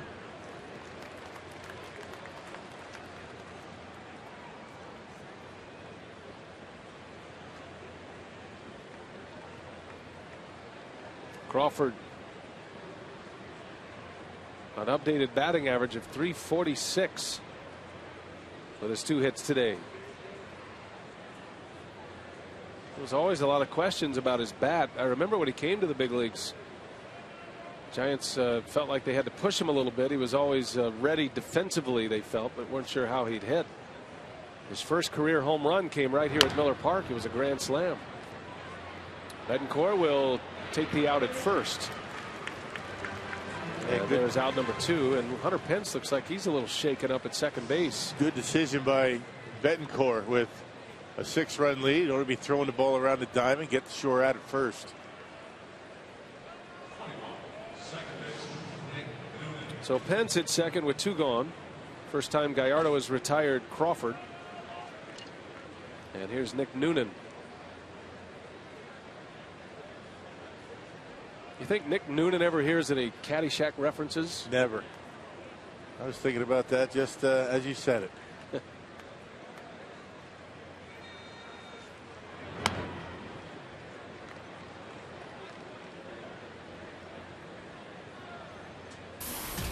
Today's charter high-speed pitch. Kane topping out 93 miles an hour. Gallardo at 92. I would say those numbers are a couple of miles per hour down for each pitcher compared to what they've been in their career. I think velocity's down across Major League Baseball. Not sure why. It could very well be. Maybe the guns aren't as dialed up as they used to be. Weather might have something to do with it. Yeah, that's a good point.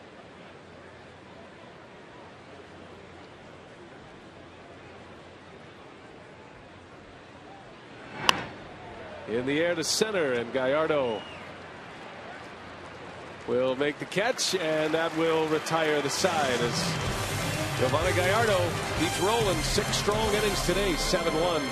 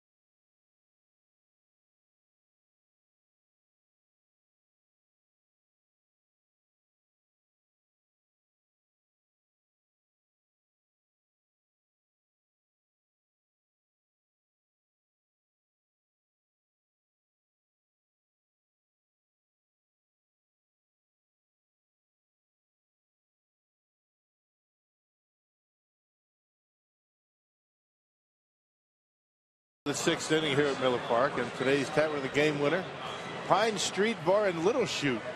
If they call the Brewers in the next 24 hours, they get 40 Miller Lite beer pen tickets. It's offered courtesy of the Tavern League of Wisconsin and Miller Lite.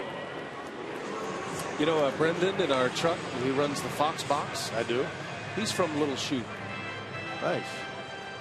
Probably been there many times. So way to go, Brendan. You're on the board. Jonathan Lucroy leads off. Matt Cain back on the mound, and I'm sure the Giants are happy that he's been able to settle down and give them a few innings here. Surprising that he's still here in the 6th inning after giving up 7 runs in the first 3 innings.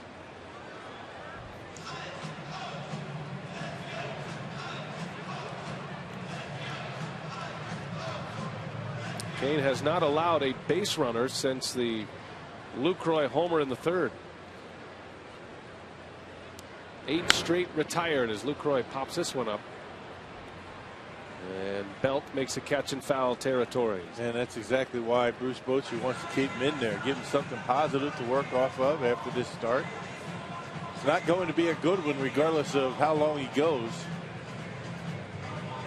Still has given up 7 earned runs.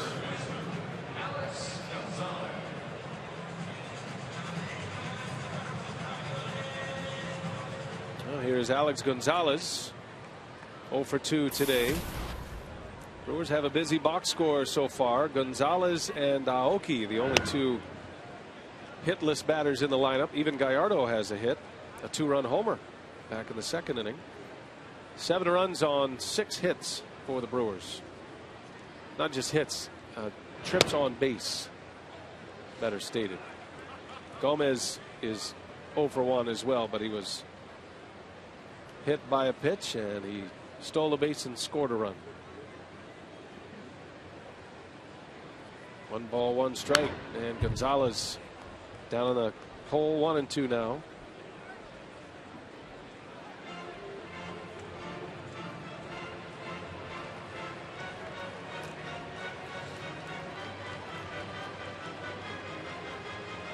Brewers and the Cubs tomorrow. Marco Estrada and Edwin Jackson. Jackson signed a 4-year deal with the Cubs.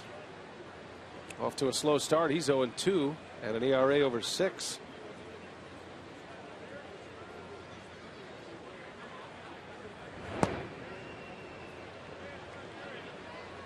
Marco Estrada still is the only starter with a victory for the Brewers this season, and that win came against the Cubs.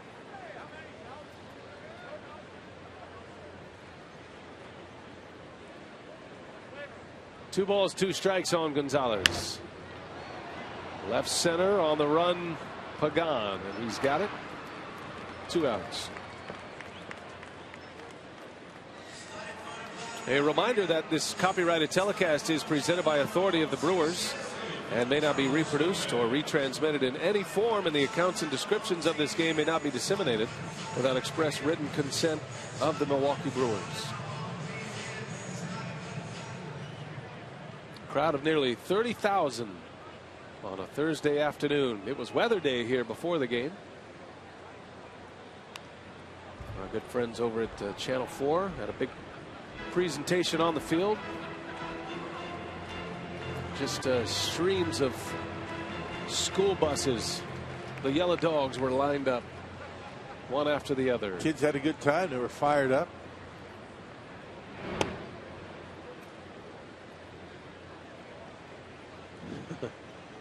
Always a great place to bring the families. Look at that little guy. He's fired up. He'll be asleep in another inning.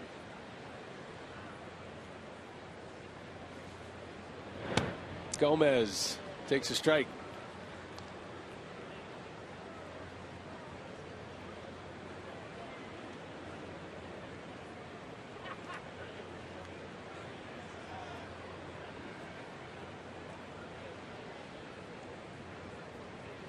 The 1-2 from Cain. Gomez doesn't bite. Count goes full. Gomez involved in a controversial moment in the second. Officially ruled as a hit by pitch. Bochy argued and had a pretty good argument.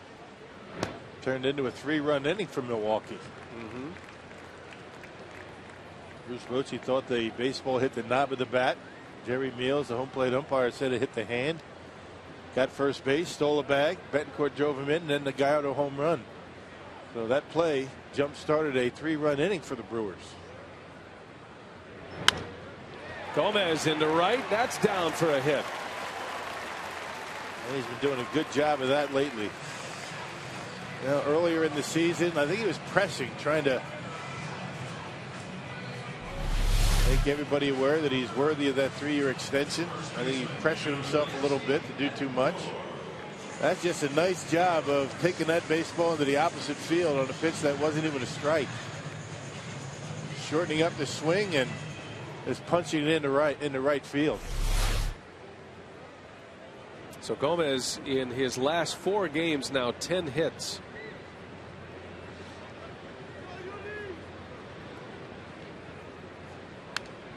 And to your point, Rock, Gomez in his first 9 games of the season had just 7 hits. He's got 10 in his last 4.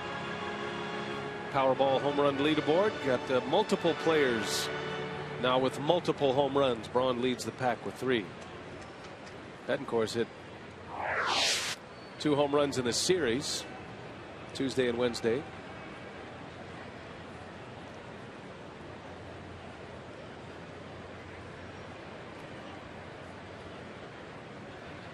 Brewers with 14 home runs on the season. You see how the Atlanta Braves have been swinging the bats? 25 home runs coming into play today. Wow. That's a lot of homers. And that's without production from B.J. Upton and Freeman on the disabled list. And Jason Hayward's off to a slow start. Right. I mean, 3 of their big sluggers haven't really been involved in that party. Justin Upton leads the league with 8 homers. Gomez takes off and a foul out of play.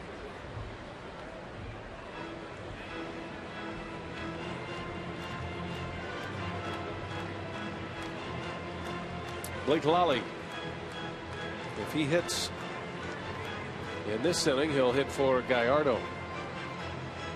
As Michael Gonzalez is getting loose in the bullpen.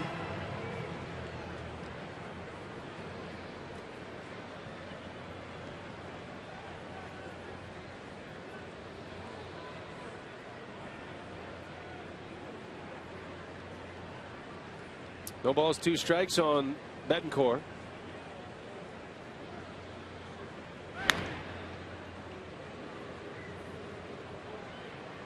There was a day in the game when stealing a base up 7-1 in the 6th inning might have been frowned upon, but that was kind of borderline, but not anymore. No, not the way games are going, especially in this ballpark. No leads are safe anywhere these days. And Uni goes down the right field line. Long run for Pence.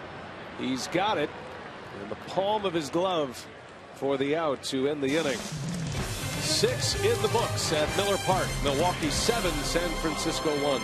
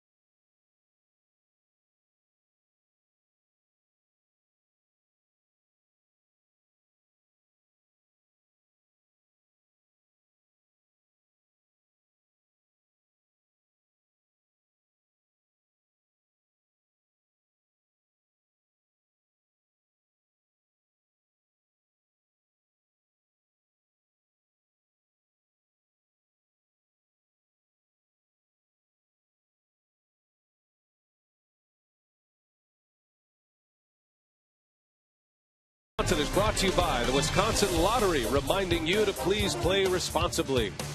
And by Miller Lite. It's not just a good time, it's Miller time.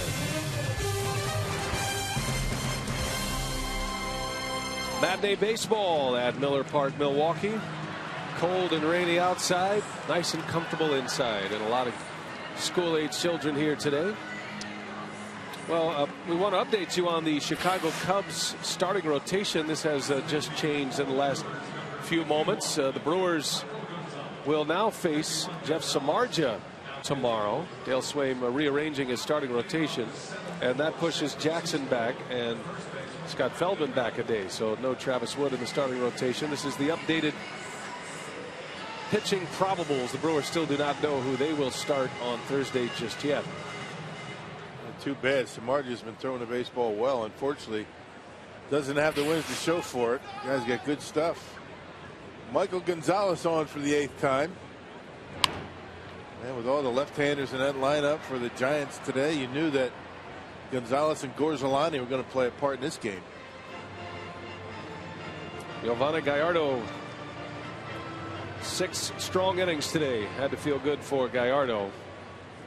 He has had a rough week, self-inflicted, and now he's back, and he pitched well. He hit a home run today off Matt Cain and showed very well for himself today. He's in line for his first victory of the season, and if the Brewers can take this one to the finish line, Gallardo would join Marco Estrada as the only 2 starters with wins. Brewers are trying to win their 4th consecutive ball game and sweep the reigning world champs. 9 outs to go, however. Giants have not been swept in a series since last July, when the Dodgers swept Bruce Bochy's club. Who would have thought coming into the series the Brewers would have 16 runs on the board against Zito and Cain? 2 guys that have historically had a rough time here in this ballpark. Zito pitched the opener on Tuesday, and he did not get through the 3rd inning. 2 2/3. Cain looked like he was headed for an early exit. He has managed to pitch 6 innings in this one tonight. There's a swing and a miss. Gonzalez strikes out Brandon Belt. Good start for Michael Gonzalez. Bunch of strikeouts for Brewer pitching today. Gallardo had 6, and now Gonzalez picks up 1. Yep, 3-2 slider out of the strike zone, but Belt swings through it. That pitch is starting to look much better for Gonzalez. First few outings, just couldn't throw that for a strike or get a swing on it. Now the switch hitter Sanchez, with the other Giants catcher on deck. Guillermo Quiroz. Giants, like the Brewers, carrying 3 catchers. Javier Lopez preparing for the 7th inning.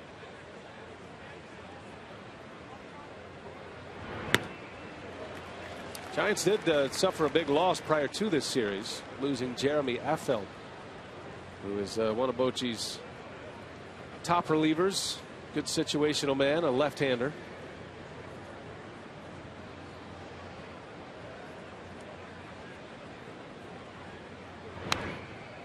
I thought that sequence played out last night. You wondered how Bochy would have done it differently if he had had Affeldt available. Remember, Casilla was out for his 2nd inning,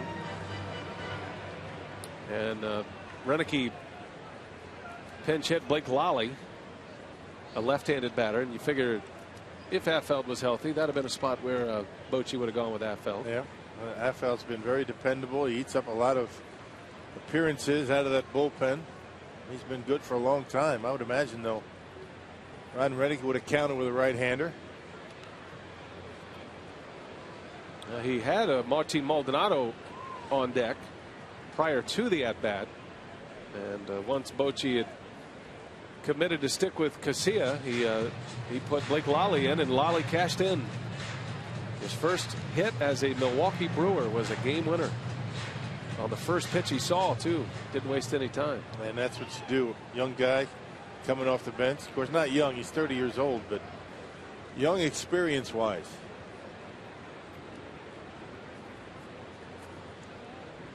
Two and two the count. And he got him. Sanchez down on strikes. So Michael Gonzalez with back-to-back Ks. And both of them coming on a breaking ball. You got Bell on the slider. And another slider to get the right-handed batter, Hector Sanchez. Pulling the string, had him out in front.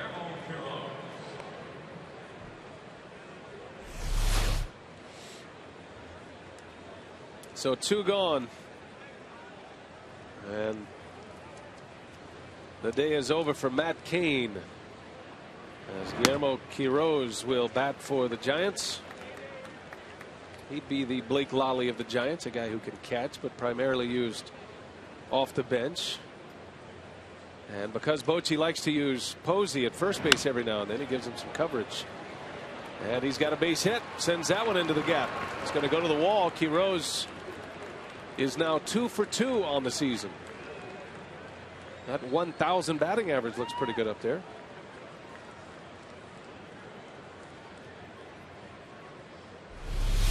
Yeah, waits back nicely on another breaking pitch from Michael Gonzalez, and this one stayed up out over the plate. Kiro is able to find the gap. Brewers have not had a 3-up, 3-down inning. They did have a 3-batter inning in the 5th, but have not been able to put together a 3-up, 3-down frame. Gallardo went 6 innings, gave up 5 hits, had a walk, and 6 strikeouts. Only the 1 run in so far on 6 Giant hits. Here is Pagan, another switch hitter.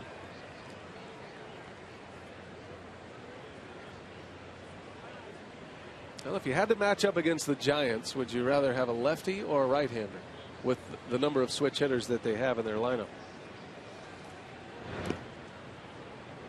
Brewers do not have a left-handed pitcher in their starting rotation. Yeah, most switch hitters are going to be a little bit better batting from the left side because they just get more reps. Not always, but as a general rule, that's the case. They maybe turn these guys around and make them hit right-handed.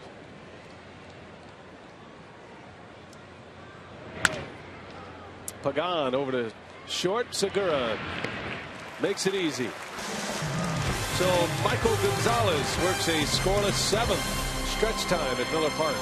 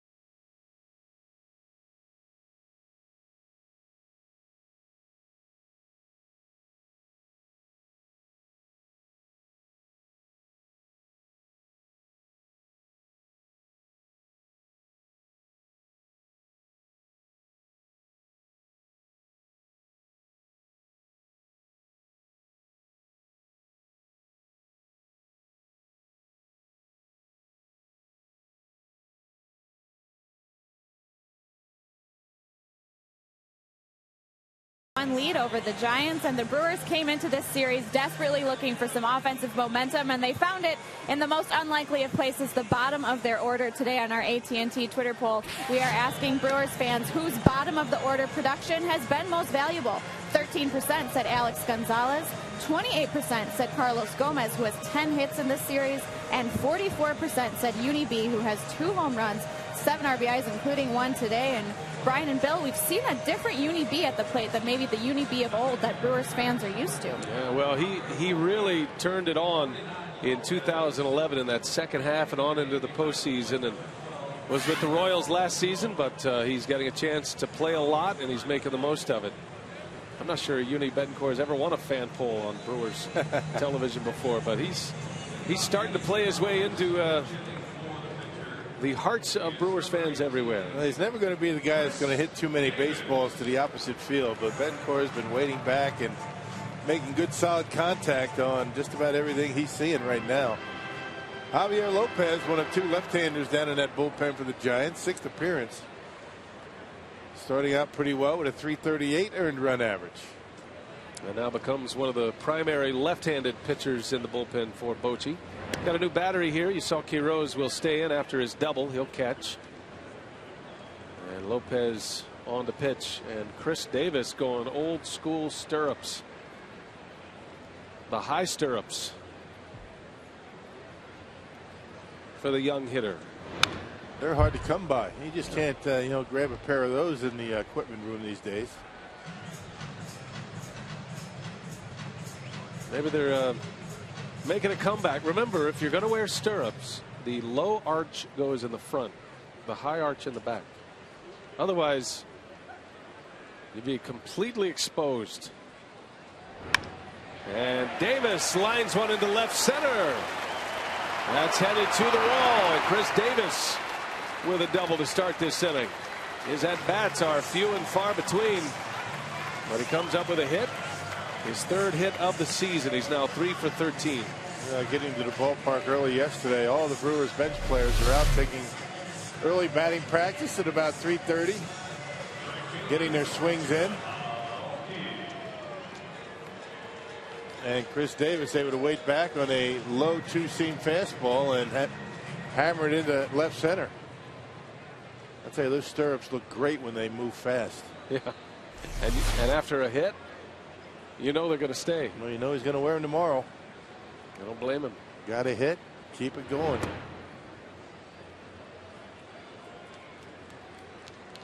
Nori Aoki. You know how superstitious ball players are. Don't be surprised if Marking Cannon gets hit with water again today. Oh man. And Aoki takes a ball. That's very, very hazardous in that dugout.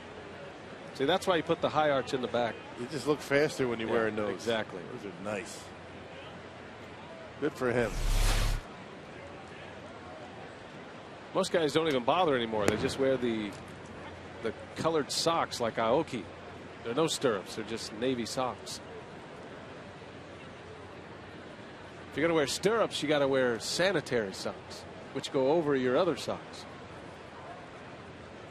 And for some players, they turn into travel ties. Aoki bounces out. Yeah, Pete Vukovic. I love that story. He didn't have a tie on one of our. We used to fly commercial from time to time. Commercial planes back in the old days. With the regular folk. Back in the I mean, didn't have charters all the time. We'll finish this story at a later date. Bruce Bochy to make a pitching change. Lopez is out, and he goes back to his bullpen.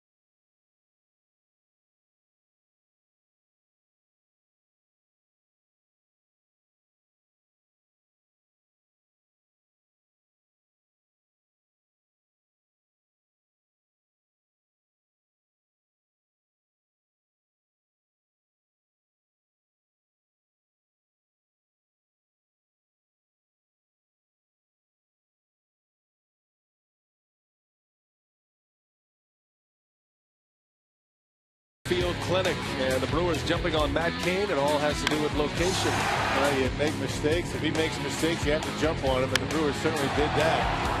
3 home runs on the day, and every one of them very hittable pitches up in the strike zone.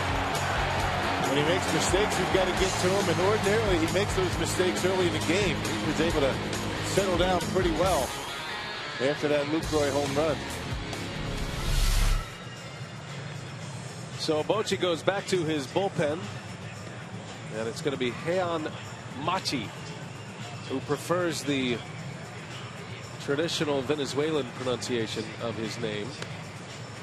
And it's ironic that he'll be facing Gene Segura, who's okay with Gene. Yeah. So Heian against Gene. Called up from AAA Fresno yesterday. He took the roster spot of Jeremy Affeldt, the left-hander who went on the disabled list with a right oblique strain. Worked out of the bullpen down in the minor leagues.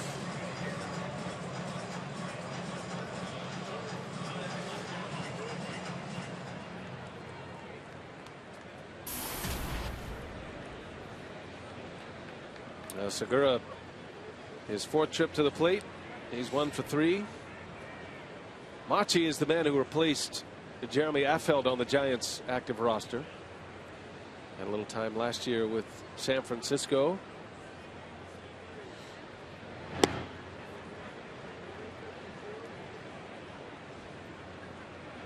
Everybody's dying to hear the conclusion of the Pete Vukovich story, right? Yeah, so anyway, you had to wear a tie, you know, on the commercial flights. Not so much on the charters, but Vuki had a golf shirt on. Didn't know that we were supposed to wear a tie, so he's kind of a resourceful guy. We were on the road and grabbed a sanitary sock out of the bin, tied it like a tie, and nobody knew. Did he go with the double Windsor with the sanitary sock? Nah, too thick.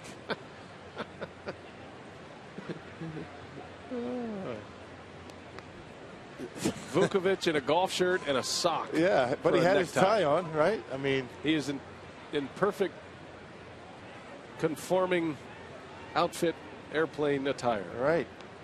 Bottom line, he didn't get fined. But he got embarrassed, though.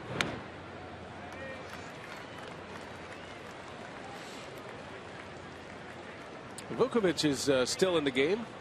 He's with the Mariners, is he not? He's a scout. He's working for Jack Zarinsek, general manager of the Seattle Mariners, who was the scouting director here in Milwaukee for many years, and the man responsible for drafting a number of the Brewers players, including Ryan Braun and Ricky Weeks, Corey Hart. 3-0 to Gene Segura. 3-1.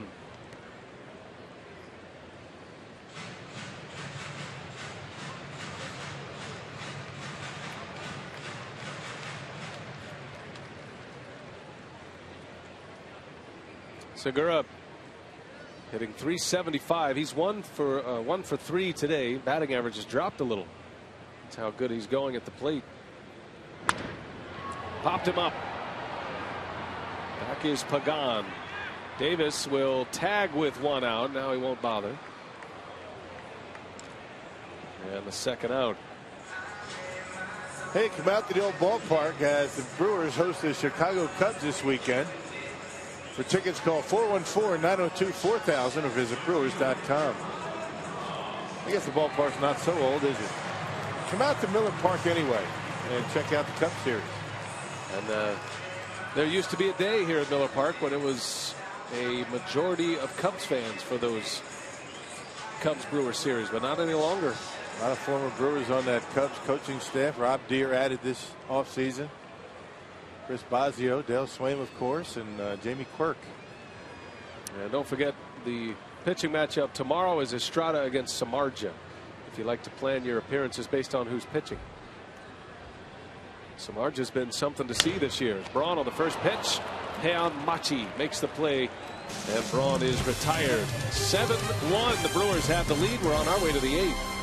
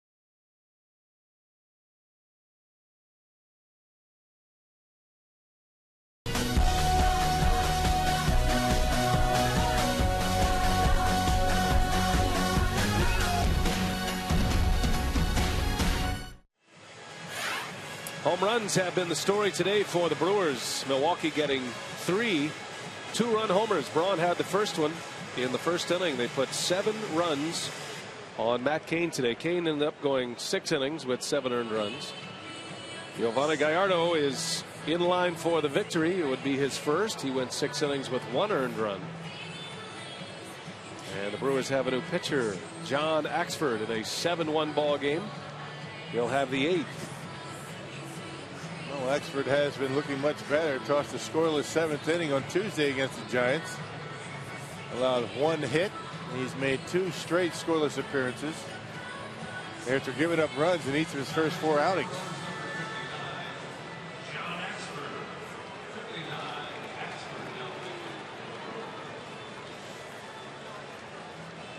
So Axford,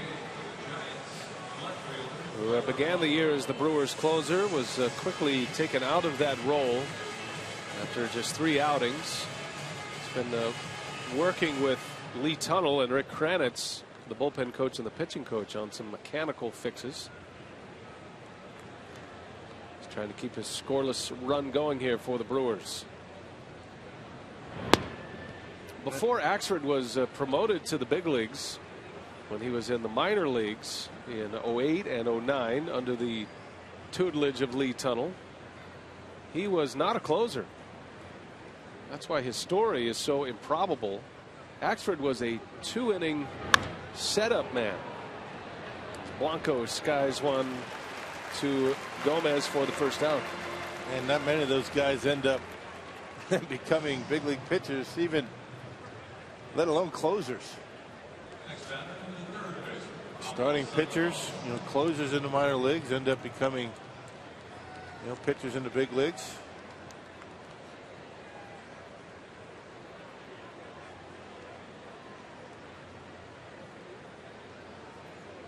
Axford, he got that chance and he didn't let go of it. And I thought it was interesting when asked about Jim Henderson. Axford has lost the closer's role for now, and Henderson has taken over. And Jim's done a nice job. And Axford said about his countryman and his very good friend, he goes, I hope he takes it and never gives it up, because we're a better team when we're having success in the closer's role, and nobody would know that better than John Axford, who took the job from Trevor Hoffman, who at the time was the all-time saves leader and was on the verge of 600 career saves back in 2010.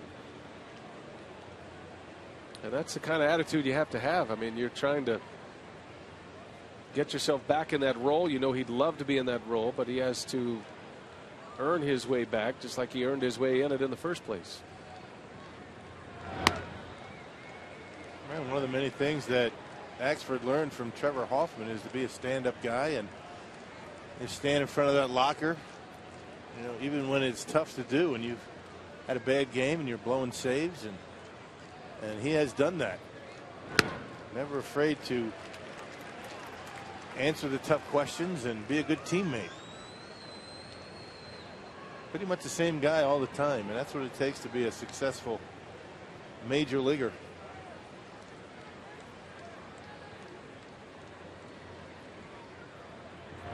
Sandoval takes strike 2. The only time I can remember Axford not being available to the media after a blown save was the night his wife went into labor, and he still wrote a note.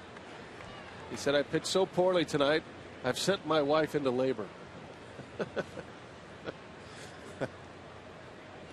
Took it with a grain of salt. Now the Brewers need him, no question. Renicky talks about that all the time. Got to have a good bullpen. You got to have pieces in place. And if you go back to the 2011 season, the reason the Brewers did what they did, won the division that year, is because the bullpen was lights out. K-Rod setting up Axford.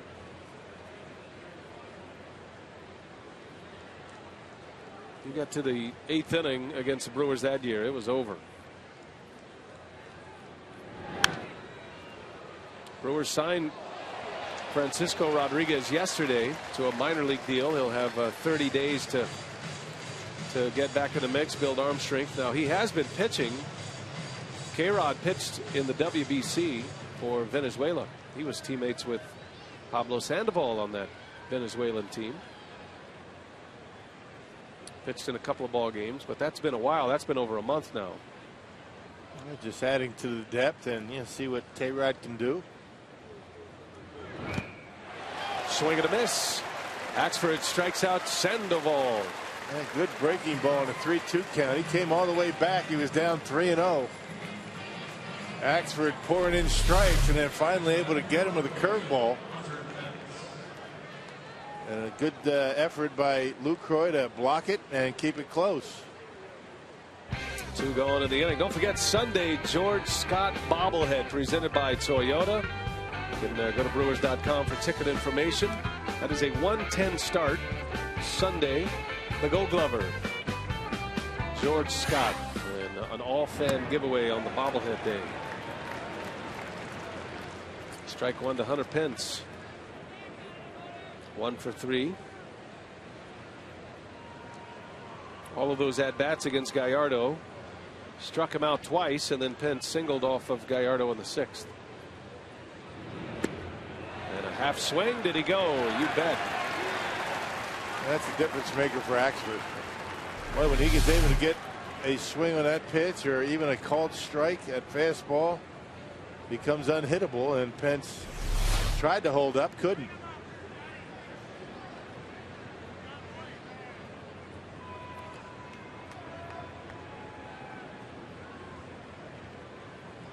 Lucroy wants a slider. And the 0-2 pitch, and Pence goes again. He's out. Lucroy secures it at first, and John Axford on the comeback trail. He's looked good his last few times out. That's the best he's looked since. 3 up, 3 down with a couple of strikeouts. Bottom of the 8th coming up. Brewers lead 7-1.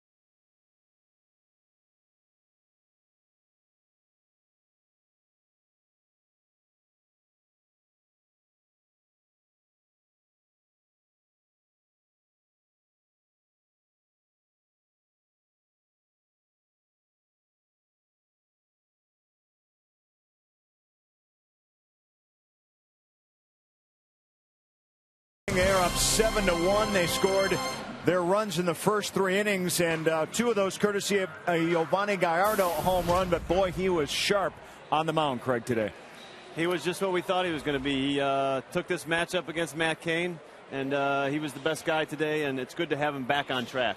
And Davey, in the pregame, that's one person we were looking at in this pitching matchup that really, if he had to step forward, he did step forward today. Well, you know, Giovanni always seems to try to rise to the occasion, and you're right, he's the one guy. And, you know, I tell you what, only 3 runners reached second base, 1 of them scored, and that's how dominant he was. All right, we're sticking around here. We've got full coverage of Brewers Live postgame on the way. Following the game, of course, we're going to hear from the Brewers in the clubhouse as well, catch up with Giovanni Gallardo. It's been quite a week for him, quite a game to pitch out here on the mound in this game. And BA, a couple innings ago, you thought this kid would be asleep. Look at him go. He's got that sugar burst, man. He's hanging in there. I love it. I don't know. His cheeks are getting red, though. I think he's ready to have his mom stop doing that.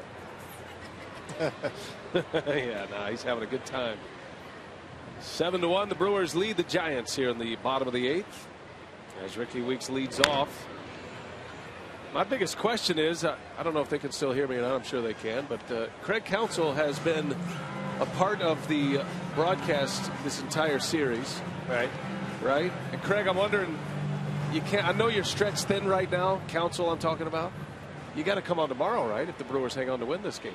Do you have another tie you could go to? I'm going to have to go to the store and get another tie. You're exactly right. I just don't see Davey. Am I right here, or is that asking too much out of Counsell? No, I don't think so. I think he should definitely, if we win this game, which it certainly looks like it, that he should definitely go to the store, buy another tie, and come on and be on the broadcast. I don't see how he can break the run in a winning streak. That's just not right. Counsell's got to be a superstitious guy. I mean, every ball player is. What kind of superstitions did you have, if any? I wasn't too superstitious, but I know Mr. Doug Melvin's superstitious, so he's going to tell me to come back on too. He's all for the winning streak. Absolutely. Well, keep the seat warm as Weeks strikes out. And it's good to have Craig Counsell with us this week, and he does have a day job, by the way. Craig, exactly what do you do? Because I've seen your office. There's about an inch of dust on your desk, so I know you're not spending any time at your desk. But why don't you tell us exactly what you're doing these days for the Brewers? We're doing a lot. Now that the season started, I spent last weekend in seeing our AAA team. They were in Omaha, our Nashville team, and I'll go and see all of our affiliates. I'll go and see some players leading up to the amateur draft. So a lot of player evaluations at this time of year. Craig Counsell, the assistant to the general manager, and a big title, so he's serving 2 roles here. Yeah, Craig, one of the things that I've noticed, I've jotted down in this series, the Brewers in this series against one of the best pitching staffs in baseball, 8 for 17 in this series. Now, in the beginning of the year, that was just the opposite. What's the mentality? Is that stuff like snowball, or they say hitting is contagious? The Brewers have done a nice job in that department. I think it's just quality at bats. I mean, Jonathan Lucroy is maybe the lead example on that. Just really having quality at bats, making the pitcher work, and I think that is contagious. You see one guy do it, then the next guy does it, and it's been contagious. And that's how hitting is. It's kind of an old cliche, but we're seeing it in this series. Yeah, when the guys up and down the lineup are all producing, I mean, it takes pressure off the individual guy, and he's able to relax a little bit more too. There's Sandoval. And he takes care of Lucroy. 2 up, 2 down here in the 8th. Visiting with Craig Counsell. Dave Nelson is out there. Those guys will have Brewers Live for you following the game. And then a 7-1 ball game. Thought we'd tap in. I'm very anxious for the Craig Counsell post-game instructional at one point. I know he's just getting started. Now that's kind of a sore topic, by the way. That's going to take some time. He doesn't just give that wealth of Major League knowledge out for free. So. But yeah, Craig, if you think of anything, you guys have done a fabulous job with that. I learn baseball every night watching that show, watching that instructional. Are you still in the learning stages? I'm still in the learning stages, and every night I look forward to Rock teaching me something new about baseball. You sound a lot like B.A. Hey, Rock, maybe Craig can, because he's just a year and a half, 2 years from playing. He could come out and we can perfect the hit first slide. Right, yeah, he's young enough. Yeah. That would be fun, getting the uniform dirty a little bit again. All right, Rock, well, I know we have a post-game instructional today, one that you did back in the spring, and I understand you and Charlie O'Brien are going through an instructional. What do we have today after the game? Yeah, we sat down with a bunch of the fantasy camp coaches. And Charlie O'Brien, one of many, and we talked a lot of catching with Charlie. Charlie, in my mind, and I'm not sure if Craig Counsell was able to play alongside of him or against him, but and Davey Nelson as a coach, but one of the best catchers that I have ever been around, Charlie O'Brien. So he's going to talk a little bit about catching today. Those were sweet unis. Those were fantasy camp uniforms? Right. Yeah, we did the '87 team streak visiting road uniform, and then that was the batting practice top that we did. Nice. Speaking of fantasy camp counts, let's go ahead and get him on the record for that too. Maybe a couple of years. I haven't been invited yet. I think that was it. His fee that was is it. That was it. No emails on those invitations. Well, I tell you what, you get him back at fantasy camp, he might and get that uniform on. He just might get that itch to come back. Yeah, get some hits off the bench. Yeah, and just think how many instructionals we could knock out on videotape. Craig Counsell, Dave Nelson, Craig Kashan are out in the bleachers out in right field, getting ready for Brewers Live as Gonzalez bounces to third. Good strong throw by Sandoval. So don't forget Brewers Live coming up after we're done here. We are headed to the ninth. Figaro looks like he'll be next up for the Brew Crew. They try to sweep the Giants. They're 3 outs away.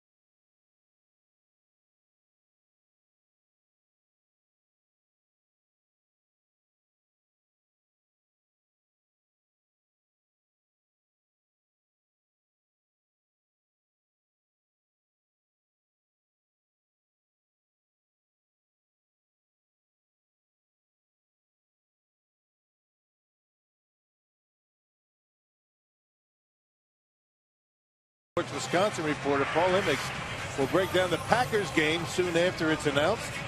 Check in at FoxSportsWisconsin.com this evening for full analysis of the Brewers, or I should say the Brewers, the Packers NFL schedule this year. Coming out. Plan your fall around the Packers schedule. New battery here for the Brewers. Martin Maldonado will catch. And Alfredo Figaro on for his 5th outing of the season. Axford had a nice 3-up, 3-down 8th inning with a couple of strikeouts, and now Figaro trying to take this one to the house. It's been a while for Figaro. It's been way back on April 9th in that Chicago series in Chicago. So trying to shake off some dust out there tonight. Now he'll face Brandon Crawford to start the inning. Brewers lead 7-1, scored all 7 runs in the first 3 innings. And all runs against Matt Cain. Oh, it was billed as a matchup of team aces, Cain and Gallardo, both opening day starters for their respective teams. And Gallardo is continuing the trend of having success against the Giants, specifically against the Giants when Matt Cain is on the mound. It's the 4th time that Gallardo and Cain have squared off against each other. And Gallardo, with 3 more outs, will have won 3 out of 4 against Matt Cain. All of those matchups, interestingly enough, have come here at Miller Park, dating back to the 09 season.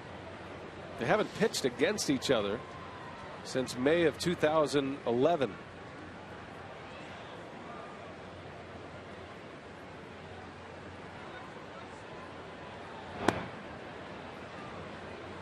Rock mentioned the numbers. Gallardo has the favorable numbers against Cain throughout his career, and they'll continue today. Giovanni's career ERA coming in against Matt Cain was 1.66, while Cain's ERA is over 5. As Crawford rips one to right, and that one is gone. Brandon Crawford. That is a big bat to get out of town for the Brewers, and they're hoping to sweep the Giants, but it won't be for a lack of hitting from their shortstop. And he has been on everything in this series. Driving the ball to the opposite field, pulling it down the line. A 3-1 fastball from Alfredo Figueroa, and that was right down the middle. And Crawford hit it on a line. Question is, was it going to be high enough? It was hit so hard. A little top spin on it, but able to sneak over the wall. Crawford hit 4 home runs all of last season. He already has 3 this year, 2 in this series. And a triple away from the cycle today. Nick Noonan. 7-2, Brewers lead it.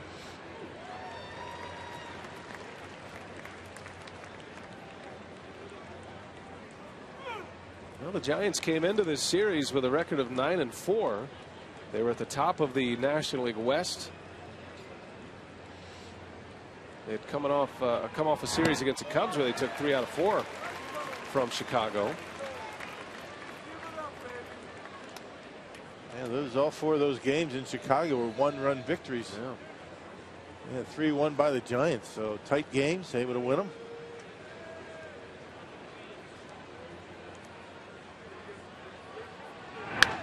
That ball is hit hard to center field, but Gomez is there. And the first out of the 9th inning. Well, just a reminder, tomorrow the Brewers and the Cubs. Jeff Samardzija for Chicago against Marco Estrada. Little contrast in styles there tomorrow. Marco's changeup and the power pitching of Jeff Samardzija. An electric slider for Samardzija. He's figured it out over there in Chicago. Yeah, he's turned into their ace. They're hoping to get Matt Garza back soon. But Samardzija was their opening day starter. He's had a nice year so far. Bunch of strikeouts. Homestand continues tomorrow night. Brewers Live will start at 6:30. First pitch at 7:10 tomorrow. Brandon Belt lines one to right. Aoki is there. 2 outs.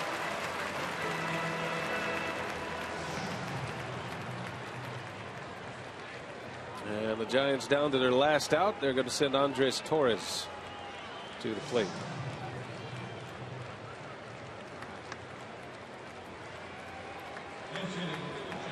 Big series for the Brewers, Rock. They needed this one in the worst way, and you still have to go back to Sunday in St. Louis. Yep. In the 8th inning with that Braun homer and that improbable comeback win. And now Milwaukee an out away from winning 4 consecutive games.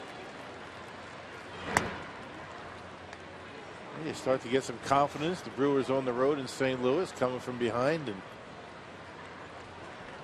you figure it can't get any worse. You know, the pitching staffs that they're facing.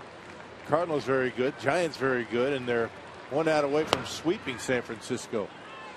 They just never know. Zito wasn't at his best. Matt Cain early on today, and able to sneak out a last at bat victory last night.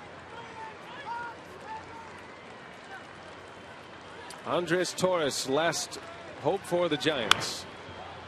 I thought Craig Counsell made a good point. You know, now that there's been so much disruption in the batting order, and even the pitching staff, really, with all of the off days, but guys are starting to settle in now. You know, Uni Betancourt knows he's going to play every day, as does Gonzalez, in different positions for them, but starting to get some continuity now, and the Brewers are producing, and producing in a big way from the bottom of the batting order, which has been a common theme throughout this winning streak.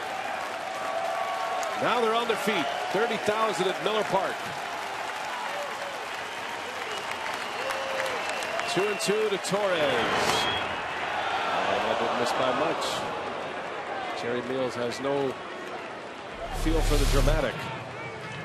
Pretty good curveball right there. Where's that miss?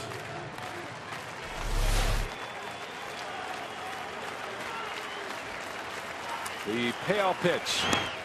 Ball 4. So the Giants still alive.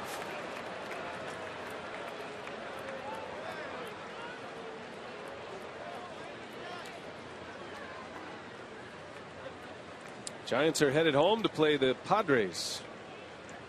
Madison Bumgarner, who's off to a great start. Their young lefty, he's 3-0 to start the year. He'll match up against Edinson Volquez.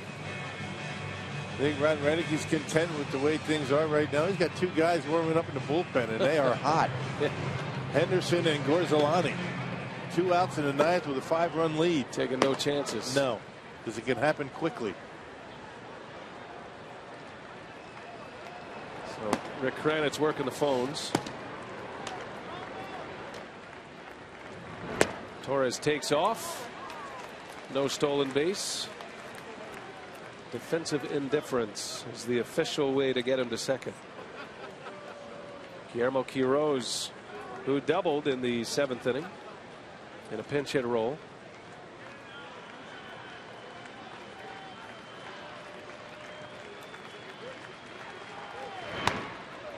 Did he go? They'll ask. And no, he didn't. Ball and a strike.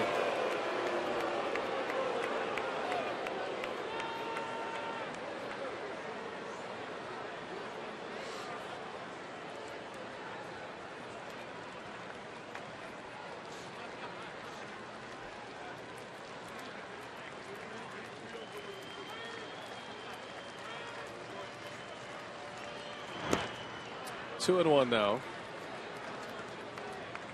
Now the Cubs, the Brewers' next opponent, they are leading the Rangers at Wrigley right now in the 6th inning. That game's 6-1. Carlos Villanueva, the former Brewer, is pitching well for the Cubs today. He's working on a 3-hitter with a heavy hitting Rangers through the first 6 innings. Off the end of the bat. Segura with plenty of time. And that's that. The Brewers sweep the reigning world champs. And now Milwaukee has won 4 straight, improving their record to 6-8 as they sweep the Giants out of town. A 7-2 final score today. Gallardo defeating Matt Cain, and Gallardo's first win of the year. 3 2-run home runs today. Braun, Gallardo, and Lucroy. As we send it out to Craig Kashan, it's time for Brewers Live. All right, Brian, thanks very much. Things falling into place nicely here in the front end of this homestand for the Brewers. We'll talk about it. We'll hear from the players, Ron Renicke, the Brewer manager, as well. And get ready for a big border battle series coming up against the Cubs when they invade Miller Park starting tomorrow. Brewers Live is next.